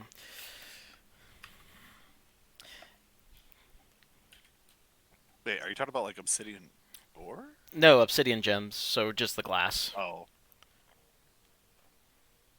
Yep. Some jet black glass. That's worth 10 gold piece each. So, each of you got 7 of those.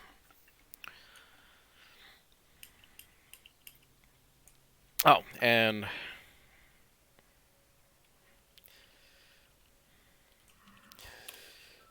a total of 7 healing potions. Wow, that's actually not a bad roll.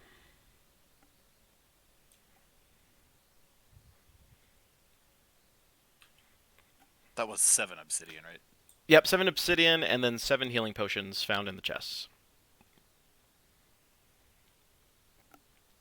Everybody gets a healing potion, and Belzac gets 2. Yeah, he obviously needs it the most. Seems fair. Yes. Anybody disagree? Good with that. These are just normal healing potions. Yeah, just regular.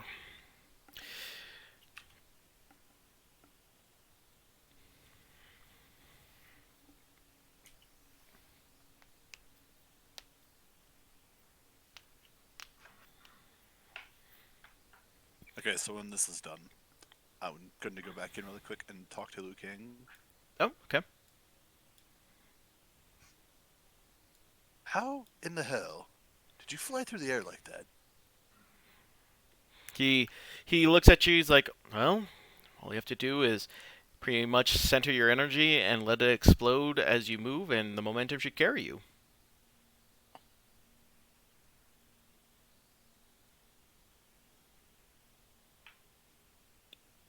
Can you teach this or show me a way to learn this? Because I don't know any of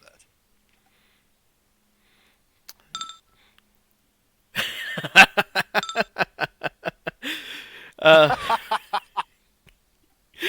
yeah. Thank you. I needed that. I mean, how long do you want to stay here and try to learn this? Because you have no monk levels, correct? No, I got nothing. And what's your fighter level? 4. I'm Okay. all fighter, so full 4. Okay. Well, I saw Eldritch Knight as the specialization, so it's like I didn't know if that changed anything. So, all right. Yeah. If you want to, you can roll me some athletics checks, and see if you catch on to it, and at least learn the basics. Yeah, because that 3d10 kick is fucking scary as shit. You said athletics? Yep. That would be. Wait, is that an. Oh, that's 25. Okay. Yeah, you at least got the basic principle. You could feel your feet flying a little bit, but you're definitely gonna have to practice this for weeks before you get enough momentum and to actually launch yourself at an opponent in front of you. But you definitely learn the basics within a matter of an hour, just to be like, okay, at least when you move, you aren't immediately back to the ground. You're hovering for a brief moment just to get ready to explode forward. All right, so at this point, do you think it's enough that if I can kind of get a feel for it? Yeah, Like, yeah. myself? Yeah, that Okay. 25 is gonna. That was good enough to at least learn the fundamentals for you to practice with. So. Athletics OP. Alrighty. I'm going to go ahead and, like, attempt to do whatever bow or I would think would work for them. Okay. Yeah. Go about my way. Thank you, sir. While he was doing that, I was gonna go up to the monks that had healed Belzak and point out my rather unfortunate singed, missing bits of finger, and ask if they can do the same thing and heal me. Yeah, they fix you up. They apply a solve and they chant and they get you all healed up and you know pretty friendly guys. Thank you for your assistance. Yeah, that was quite painful.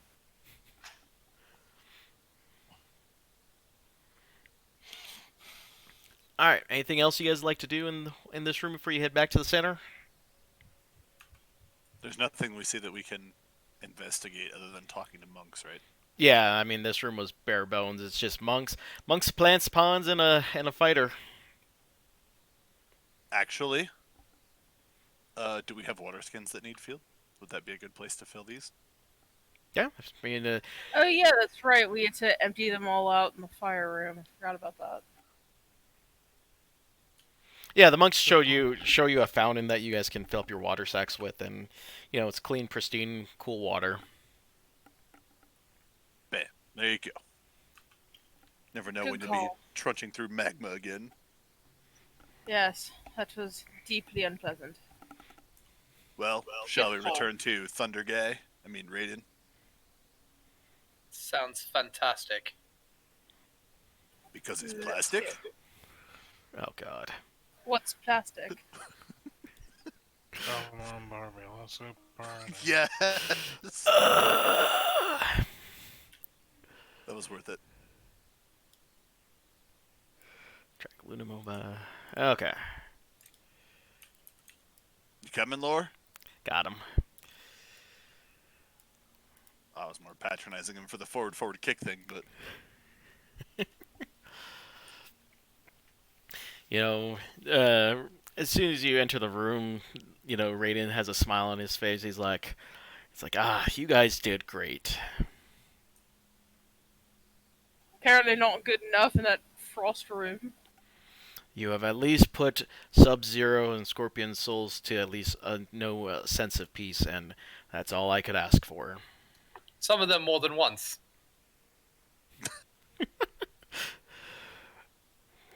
He smirks and he's like, so now tell me, are you ready to receive your prize? I've been ready since before we started. Actually, I took a kick in I your thought chest. I was going to have a bit of a lie down before that, but I suppose.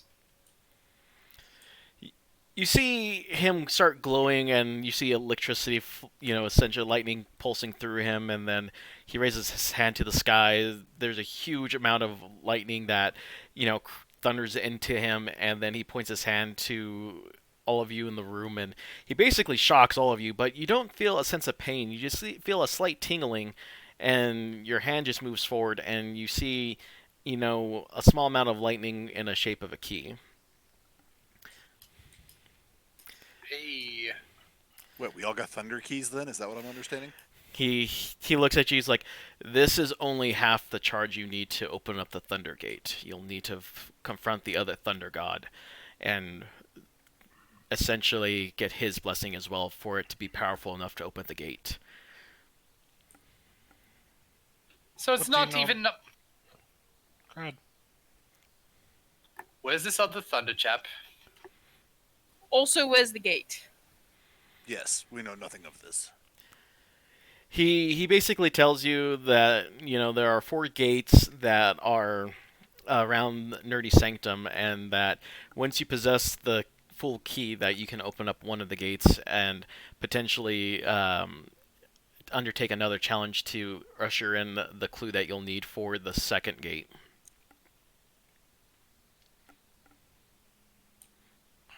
Okay, so where would the other thunder chap be? Any clues? That I do not know. All I know is that this is only half of what you need to open up the Thunder Gate. But however, just be wary. As probably you have heard before, this is not the real danger. You must beware of others who are seeking the prize at the end.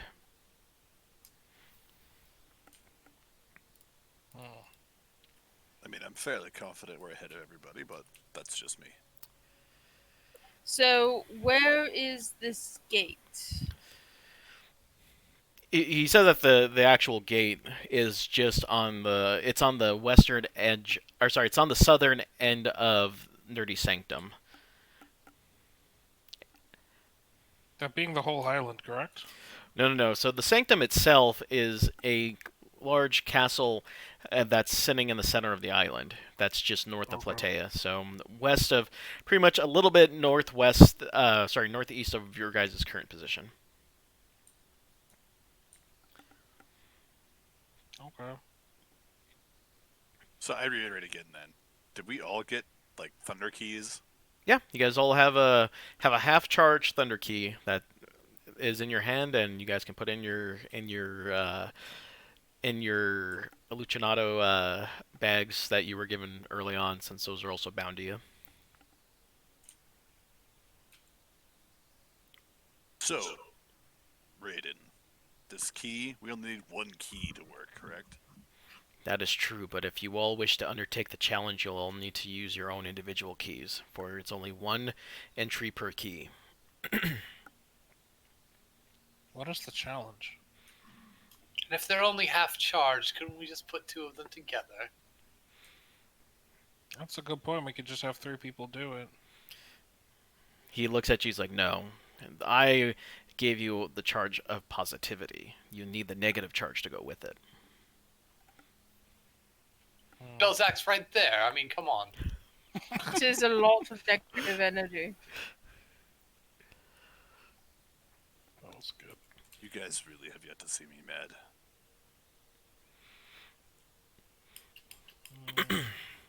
Balzac, All right, might so say then something we'll about be you. off then to go, and we don't know. Balzac, you get a small, slight ring in your head, a familiar feeling asking, would you like to save your progress? Fuck yeah. Yeah, and the card of memories flashes, and there's a small. There appears to be half of a key with a lightning emblem next to it.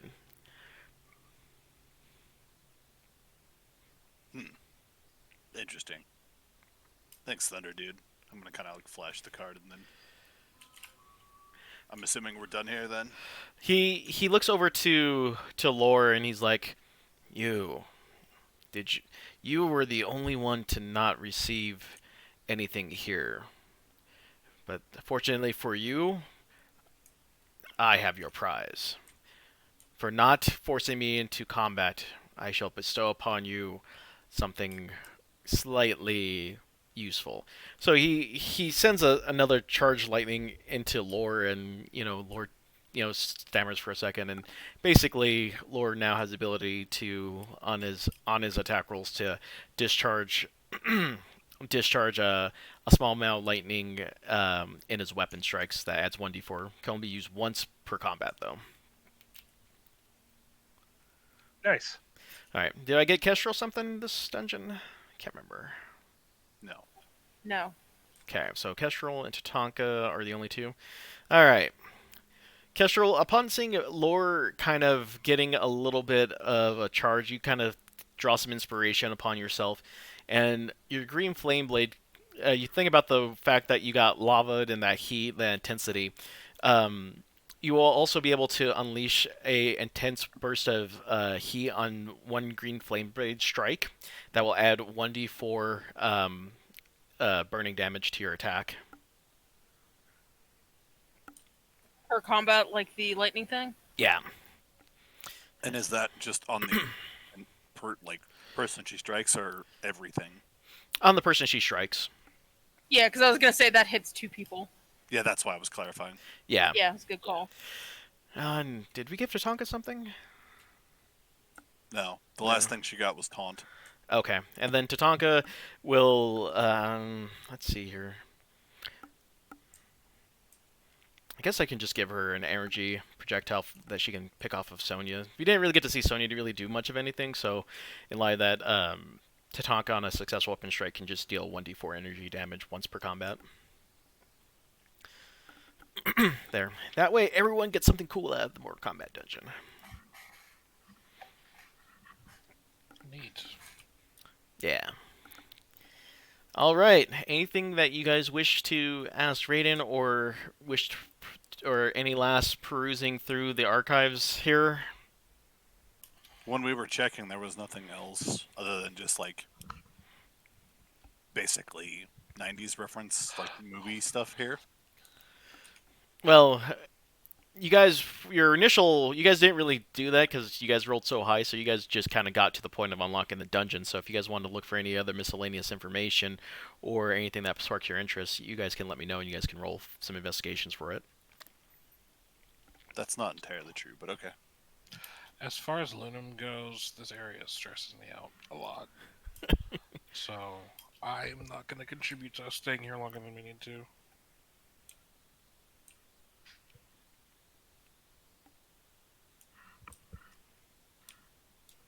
Okay. Anything else before you guys exit then? For me. Speaking of people who didn't get rewards, can I have my glasses back? As soon as I figure out what they do, I don't trust you with them. I don't think you're going to trust me with them anymore once they figure out what they do. You're not wrong. Feel like you're not helping your cause here.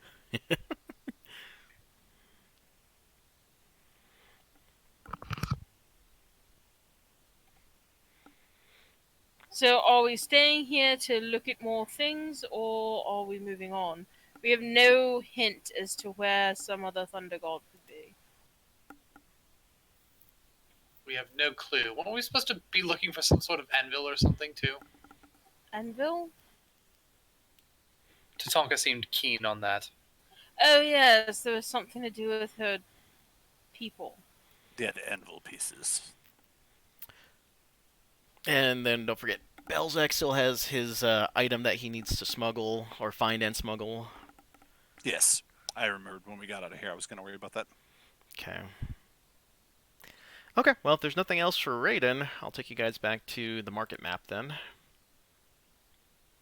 Sounds good. Alright, enforce players on current map.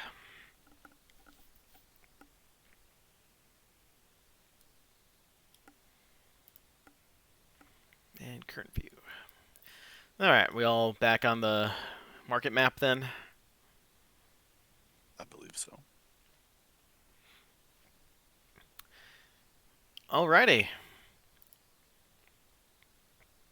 So it's been a few hours since you guys went down there. It's almost just a little bit after midday, and the market's kind of winding down a little bit as people are starting to leave due to the fact that since the Monarch's Mayhem has been called and ran, that no one really wants to stick around unless they're there for just business or passing through at this point.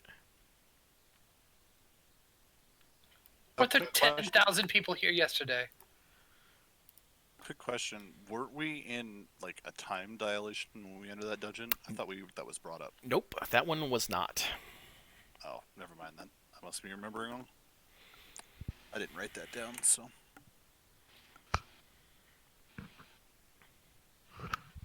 So we're back in town plainly, right?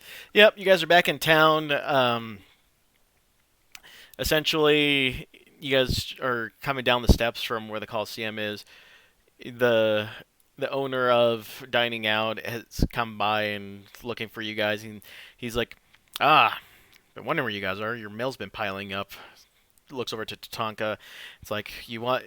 He's like, in your room, you're gonna find a huge amount of people asking for endorsements, paper, essentially business propositions. And then here's one from the dwarves in the town asking specifically from you.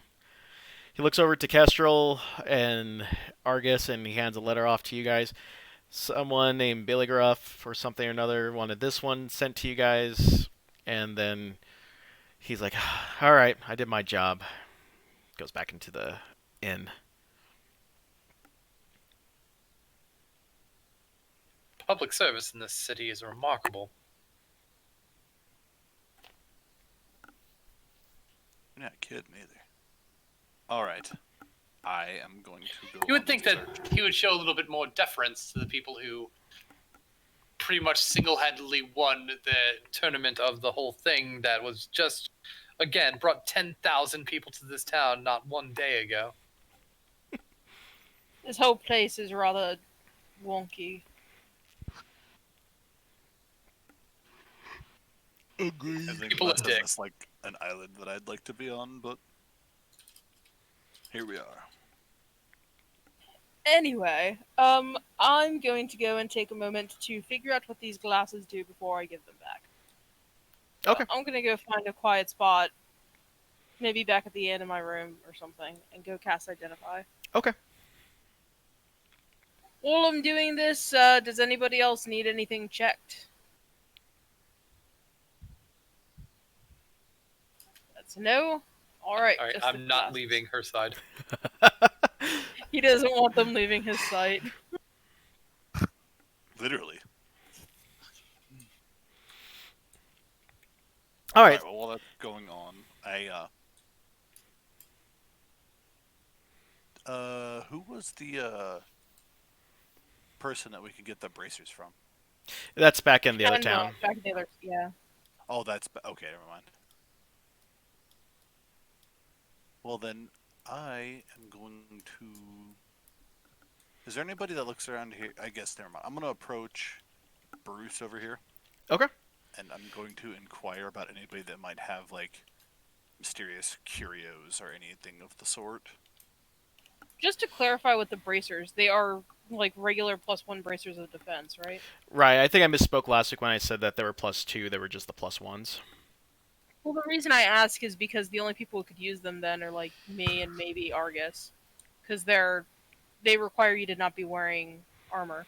I'll go ahead and Oh. just for the sake of it, because they're Christmas gifts, you guys can still use them as an additional bonus +1 AC as an accessory. So don't worry So about that.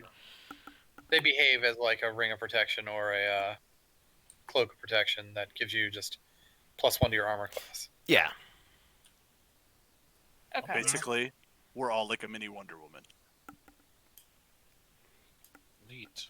Disappointing. I Oh was shit, meaning the got him. flashy bracer stuff, but yes. All right. So on your question, yeah, he's like, yeah, there's a guy in town who sells some particular wares, and he probably can point you into the direction for things of unique origins and whatnot. He's kind of in the middle. We all call him Ebby Yon.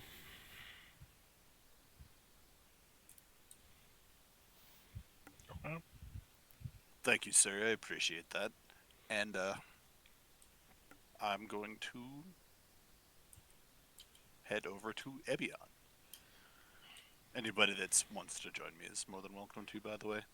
I'm not like doing this all sneakily right now. I'm just I would- investigating. I would go with you, but sunglasses are the sunglasses. No, I understand you. I'm assuming Tatanka would probably follow me. Okay. One of them just needs some time to wind down. I think. Dude, you knock somebody out. I get it. Yeah, I I'm think I still took it. confused by I that. think I took it a little overboard. I'm sure you're having like internal crises right now. Truly, at all times. Still deeply amusing. Fair. All right. What is Lore gonna go do? Disappointed that I thought this place was supposed to be an archive and there hasn't been any books.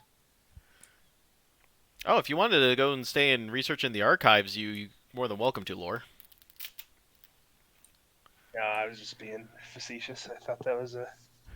He was all excited that was going to be an archive, but all right. So we only got half of the thing done, huh? Yep. Well, there's still the clue about Sidolphus or whatever his name was. That was a good point. Well, I'm probably just going to kind of go relax and work on my whiz bang dishwasher idea. Okay. And then I don't know, probably figure out how much money I've accumulated too. Because I was pretty excited about getting some money. So I'll ask the barkeep if there's like a roof that I can, like a roof terrace, set up in this inn.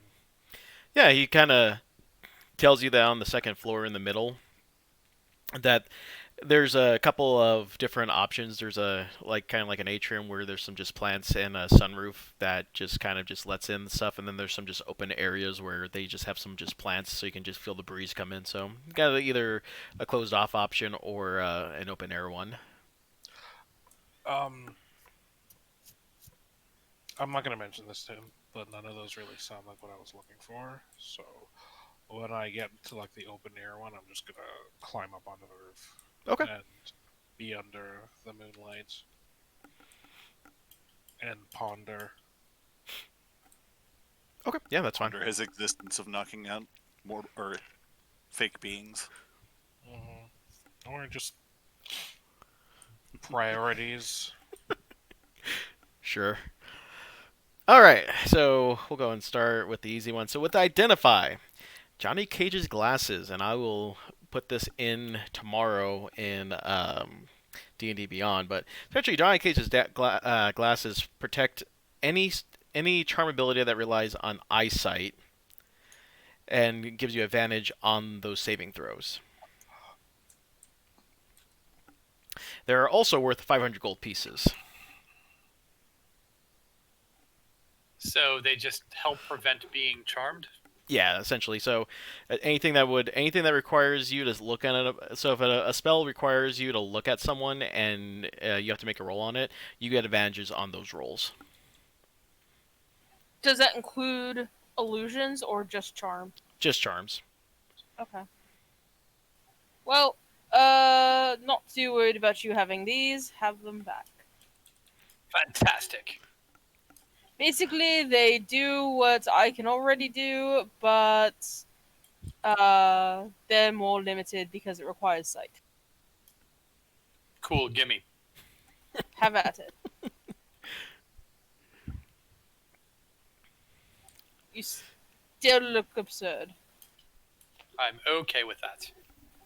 How do they stay up? You have no ears. How do you stay up? You have no ears. Upon further insight, Got 'em. further insight, Kestrel, they seemed like they just wrap around the side of his head snugly. It's just as if they fit his cranium perfectly. It's just like it just contorts. Cool, now look at this. And I take them off and I put them on upside down so they're in the back of my head. And see, when they have a way to hold them, even when they're not on. Oh. Don't I look cool? I have once seen a pair of glasses that behave like that before. Once upon a time. It seemed to stay up without any means. You need a V-neck shirt so you have a place to put your sunglasses.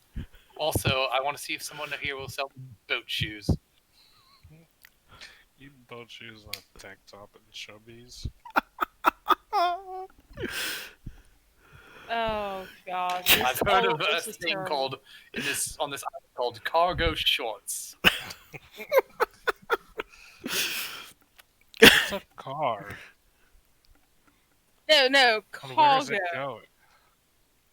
Oh, that makes so much more sense.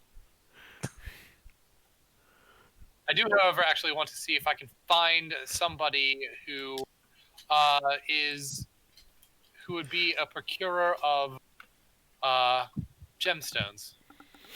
Okay. Gemstones. What's this? This guy just no. Hard to tell. What the hell did I put that as? Oh, mercantile. Okay, yeah, that'll work. So yeah, the owner, Morgan, the tavern owner, basically tells you that there's a guy with a parrot on his shoulder that specializes in gems and can trade and sell them. Wonderful. Where is he? Just look west of the blacksmith in the south part of. Just go south of where you are directly, and there's a gem vendor just to the right. Yeah. He basically just tells. Wonderful. Hello, Mr. Fellow and Mr. Fellow's subordinate underneath his shoulder. I believe that you are a seller of gemstones. He motions in front of him, and you can see a large collection of gems. Some you've seen and that are pretty common, and you can tell that you're in the right spot. And then you see a couple of others that seem to be a little bit more pricey and a little bit harder to come by. Oh, okay. I thought I was talking to someone, but I guess I'm talking to your stand. Anyway, it's nice to engage you in conversation, Mr. Person. So I was wondering, what kind of gemstones do you have that, a lady would like? He basically kind of goes is like, well, what kind of lady are we talking about? Someone that's a little bit more someone a little bit more prim and proper, or someone who's a little bit more fiery, or we're talking someone that isn't girly at all. Oh, someone who is fiery but classy, just kind of a certain je ne sais quoi in whatever language that is. He kind of just he nods his head, it's like a little bit fiery, huh? Well, he points to his tiger eyes. He's like, this is something that a lot of lionesses, something that would remind you of a lioness if you're looking for something on the budget end. And then he kind of looks down and he kind of shows you basically a little bit more of a red quartz. It's like this one screams fire, and if you need something a little bit more. He kind of looks down and it's like, well, you can never really go wrong with garnets. That's all very fascinating. That may be something I could look into for a certain lady friend. But actually, how much for all of this garbage? And I throw I just pull out all the gems. And I'm like, he basically just, gives you he basically is like, he'll tell you he'll buy them from you at market price. wonderful. 10 gold apiece. Yep. For all these 7 obsidian, 6 moss agates, 5 malachite, 6 lapis lazuli. Yep. So if you just want to sell all your 5 quartz. yeah, he'll just take them all. I mean, they're common enough gems that he can do something with them, so he'll just sell them to you at market value. Wonderful. 29 gems at 10 gold apiece. 290 gold. Got it. Can I Check. also dump mine for that? Yeah, you guys can, if you guys want to go ahead and exchange it, he'll buy them from you at market price. Cool. I mean, most vendors will take gems for face value as like currency, right? And this world, I would imagine. Yeah, essentially, unless there's a shortage or something to that effect. You guys create a shortage or something like that, or do something to really jack up prices, then we can do something about that. Or if you guys go to Well, an area that's it a let little more me sparse. they let me exchange all this stuff, and I got to do an exchange with what I'm assuming was a sentient and sapient parrot and his stand that he was letting do the business for him. All right, I'll let that pass. We all have 290 golden gems, is what I'm being told. Yeah. I Yeah. believe that's correct. And I exchanged mine as well. Oh yeah, I forgot to ask about the letter. Which one were you referring to? Sorry, my mind's a little fuzzy on that one. One that we just got. Yeah, the one that you said we just got from. Oh, Billy Gruff. Yeah, Billy Gruff asks, basically sends regards of going, okay, I've procured some alloys and stuff that will work for our soldiers, but what do you feel that we need to focus on first? And that's where he lives at Alpha. So he's trying to let you have the decision of with the alloy that he has there, do you want them to focus on making weapons, armors, or something different?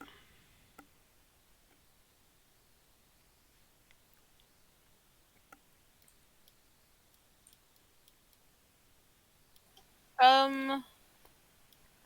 Well, the best defense is a good offense, so weapons. Okay. I will note that. So the first batch of items that you guys will be making are... Okay. Casserole chose weapons. Wait, what's going on here? It's our side quest. Oh, okay, never mind. Okay. All right. And the return postage is already paid for, so you just got to drop it off at the front, and they'll get it out there. All right, dropping it off at the front. Okay. Now let's get on to the fun stuff with Belzac. Huzzah. Guy looks at you. He's like, "Well, what can I do for you?" I'm wondering if somebody has some very rare statues I've been searching for. He he turns his head to the side. It's like, yeah, I think I do, but who sent you? My reasons are my own. He nods his head and he's like, okay. It's like, do you have a? He kind of looks at you and he's like, you don't look like the type to push out the money. Do you have any voucher or any idea who you're procuring this for?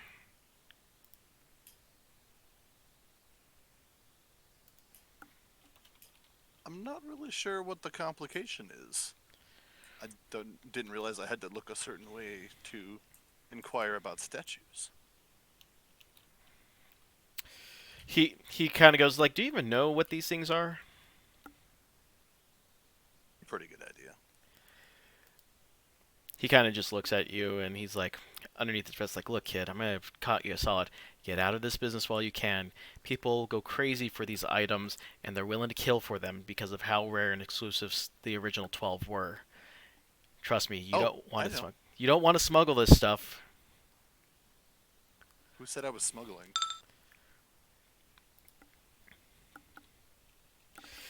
It's like, because you can't usually just do this.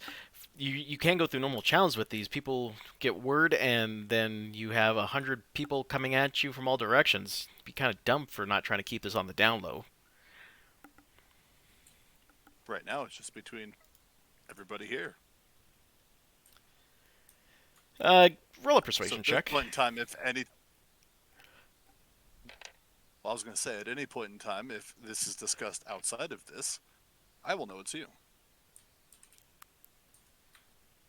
Oh, that is a natural 20 plus nothing, so 20. He kind of looks at you and he's like, "All right, I feel like you've done something like this before, and you don't leap in. So the question of the day for you is like, how many are you willing to work with? Are you wanting to work with one or two? Like, getting more than one? Indeed.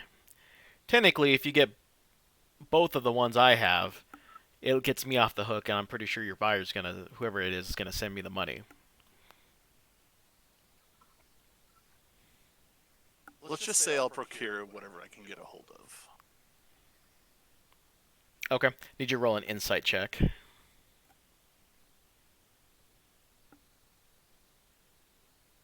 Ooh, sorry, that one rolled off the desk. That would be 17. I like these rolls right now. You can tell that there is actually some actual fear in this guy's voice at the fact that what you didn't quite capture the gravity of the situation, but the fact that this guy is kind of shaking a bit, you think that this might be a little bit more involved than you think.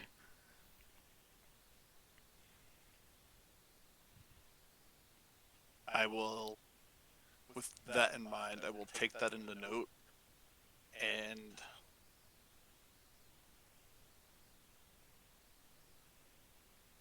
okay, I'm gonna ask him. So, what exactly do you know about these besides the fact that people will seek me if they know I have them?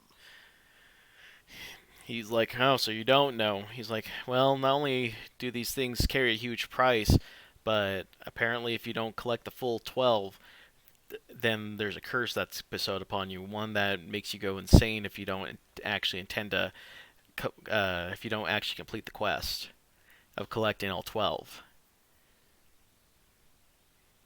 And Okay, so what's happened to you since you've gotten two of them? he he basically talks about the fact that he can't sleep at night, that he wakes up and hears voices in the middle of the night talking to him about, I have to get them, I have to have them all, and he just can't get the voices out of his head. That's why he doesn't particularly mind just getting them out of his life, because he couldn't, but at the same notion, you can tell that he's doesn't want to just give it to anyone who might just crumble under the strain of it.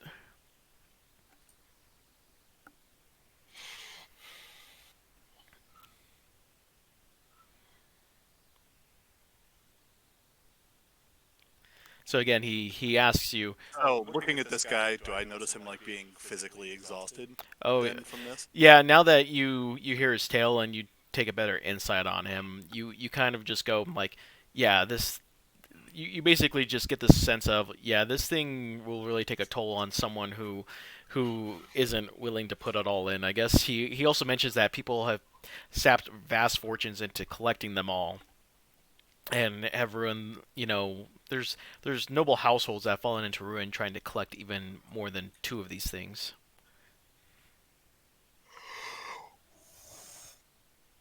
So how long did it take you before you started getting exhausted? Because you said this is okay. You said this is a like it comes across as like kind of like a task, like you need to collect all 12. Like I need the nitty-gritty details here. He points out that if you don't collect all 12, you definitely will go insane unless you pass it on to a new owner. However, if you're able to collect all 12, then essentially you'll be blessed with good fortune and wealth for the rest of your life and the rest of your dynasty. Apparently, at one point, someone did collect all 12, and their house never seemed like it ran out of money just because people kept paying just to see them. But apparently, when the owner died and there was a ransacking of the said place, these all kind of fell into the wind and dispersed.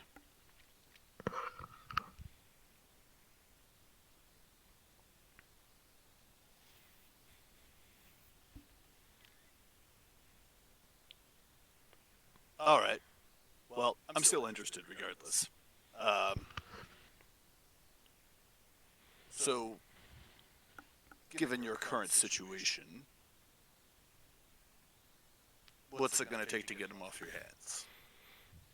He basically looks at you and he just nods, and he basically hands you a piece of parchment where the undead king's banking has a safety deposit box, with the transaction on it. He signs it away to you. He's like, just pick them up from there, and just know that.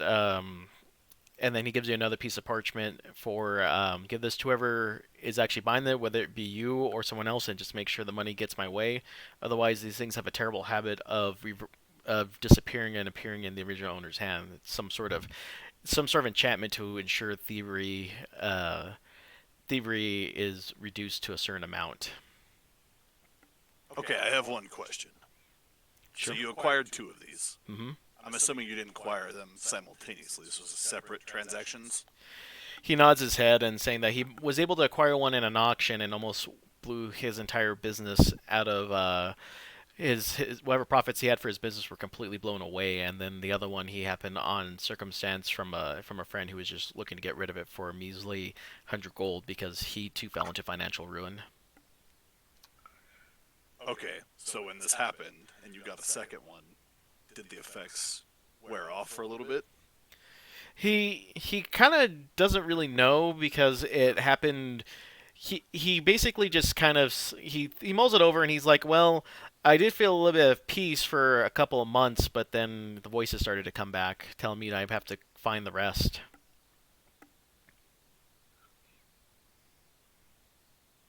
Okay. And when I look at the note, because obviously we're being discreet about this at the point,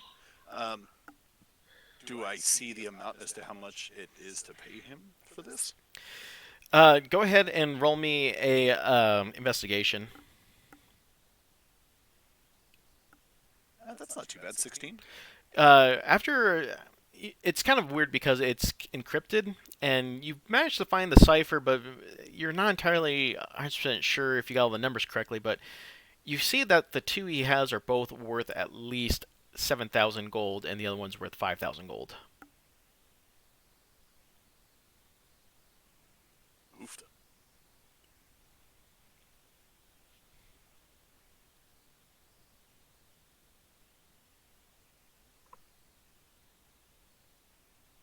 That poses another problem.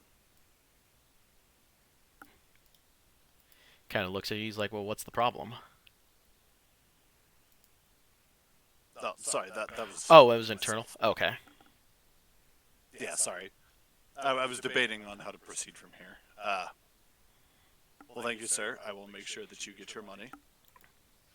And do you happen to know where any more of these might be? He looks at you and he's like, "Well, I heard something about one potential seller back in Platea in the docks. Apparently, a sea captain came in and wanted to sell them off." Aye. Happy anniversary. For Do you what? happen to know his name? I do not. You're going to have to find. Last thing I know is that there was maybe I think it was a tiefling, a female, but that's all I have to go on. Captain of her own ship, maybe. That I didn't look more into it because I just couldn't come up with the coin to purchase another one.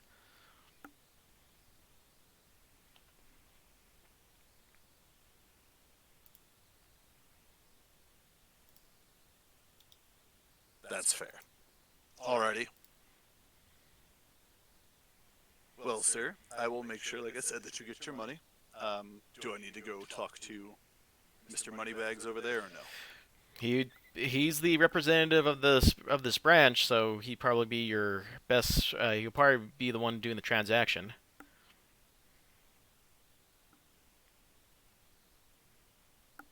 Alrighty. Well, thank you, sir. I appreciate you being discreet about this. And I'm gonna kind of like wink at him, and not in like a flirting way, just for the record. Okay. And I bid you adieu for now. Like I said, I will make sure that you get your money. Yep. He just you can tell he's really grateful, and he's like, thank you. Maybe I can know peace again. Yes. Peace. Well, thank you, sir. Have a good day. And I'm going to go discuss with Vic. Okay. Vic looks at you. He's like, welcome back. Yeah, about that. So first off, I will produce the paper. I'm looking for these, and I'm gonna make sure you can see the paper, but I don't want him to take it until I've discussed everything. I want to be kind of. I realize they're trustworthy, but my thing. His eyes flare up and he's like, "Come with me immediately into our secure office." And he just kind of leads you. He kind of leads you into the back part of his stall and where where it's concealed. Perfect. He looks over the document again as you hold it out to him. He's like, "I see. It seems like good old eBay is giving away yet another fortune."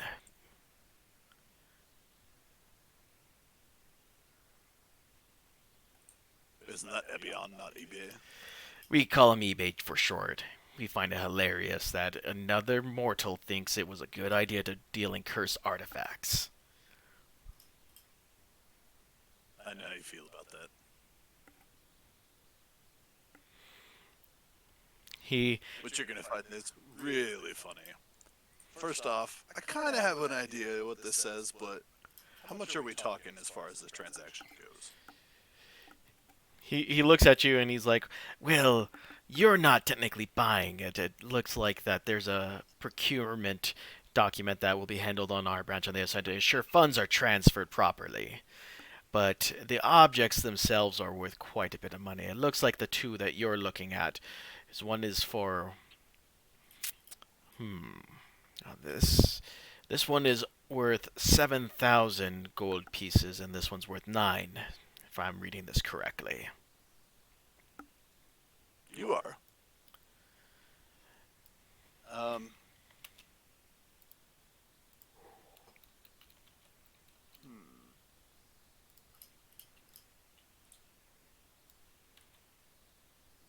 What are your interest rates, by the way, if I were to try to be the person to procure? He looks at you and his eyes kind of flares up. He's like, "Depends on the type of transaction. For people who are simply buying homes and other small interest loans." You know what I mean. Let's just cut the formalities out of there.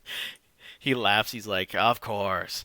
For this type of situation, it's high risk, high reward. So we would probably be looking at a 14% interest compounded yearly, if you live that long."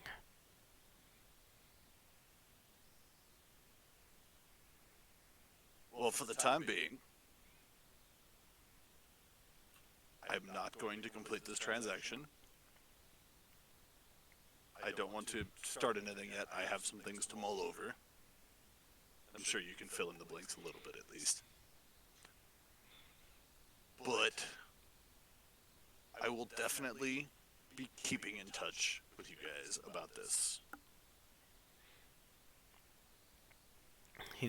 He's like, "Well, when you're ready to pick up the items, just show me the document again, and I will conjure them forth and be ready to pass them into your possession, along with the and then we'll update the transactional records." Appreciate it. Thank you, sir. Indeed. And at that, I'm going to basically retire, well, unless there's anything else that we're doing in town, I was going to retire with everybody else for the night. Anyone else need to do anything? I got done what I wanted to get done. Got done what I wanted to get done. Okay. We'll end the session there for tonight unless anyone else needs to do any last minute stuff, and then we'll get started next week, same time, if anyone else is good. Sounds I'm good. Okay. All right. We'll go ahead and end our stream there tonight, and thank you for all of you guys who decided to stop by. Much appreciated, and we'll see you all next week, same time, 7 p.m. Mountain Standard Time.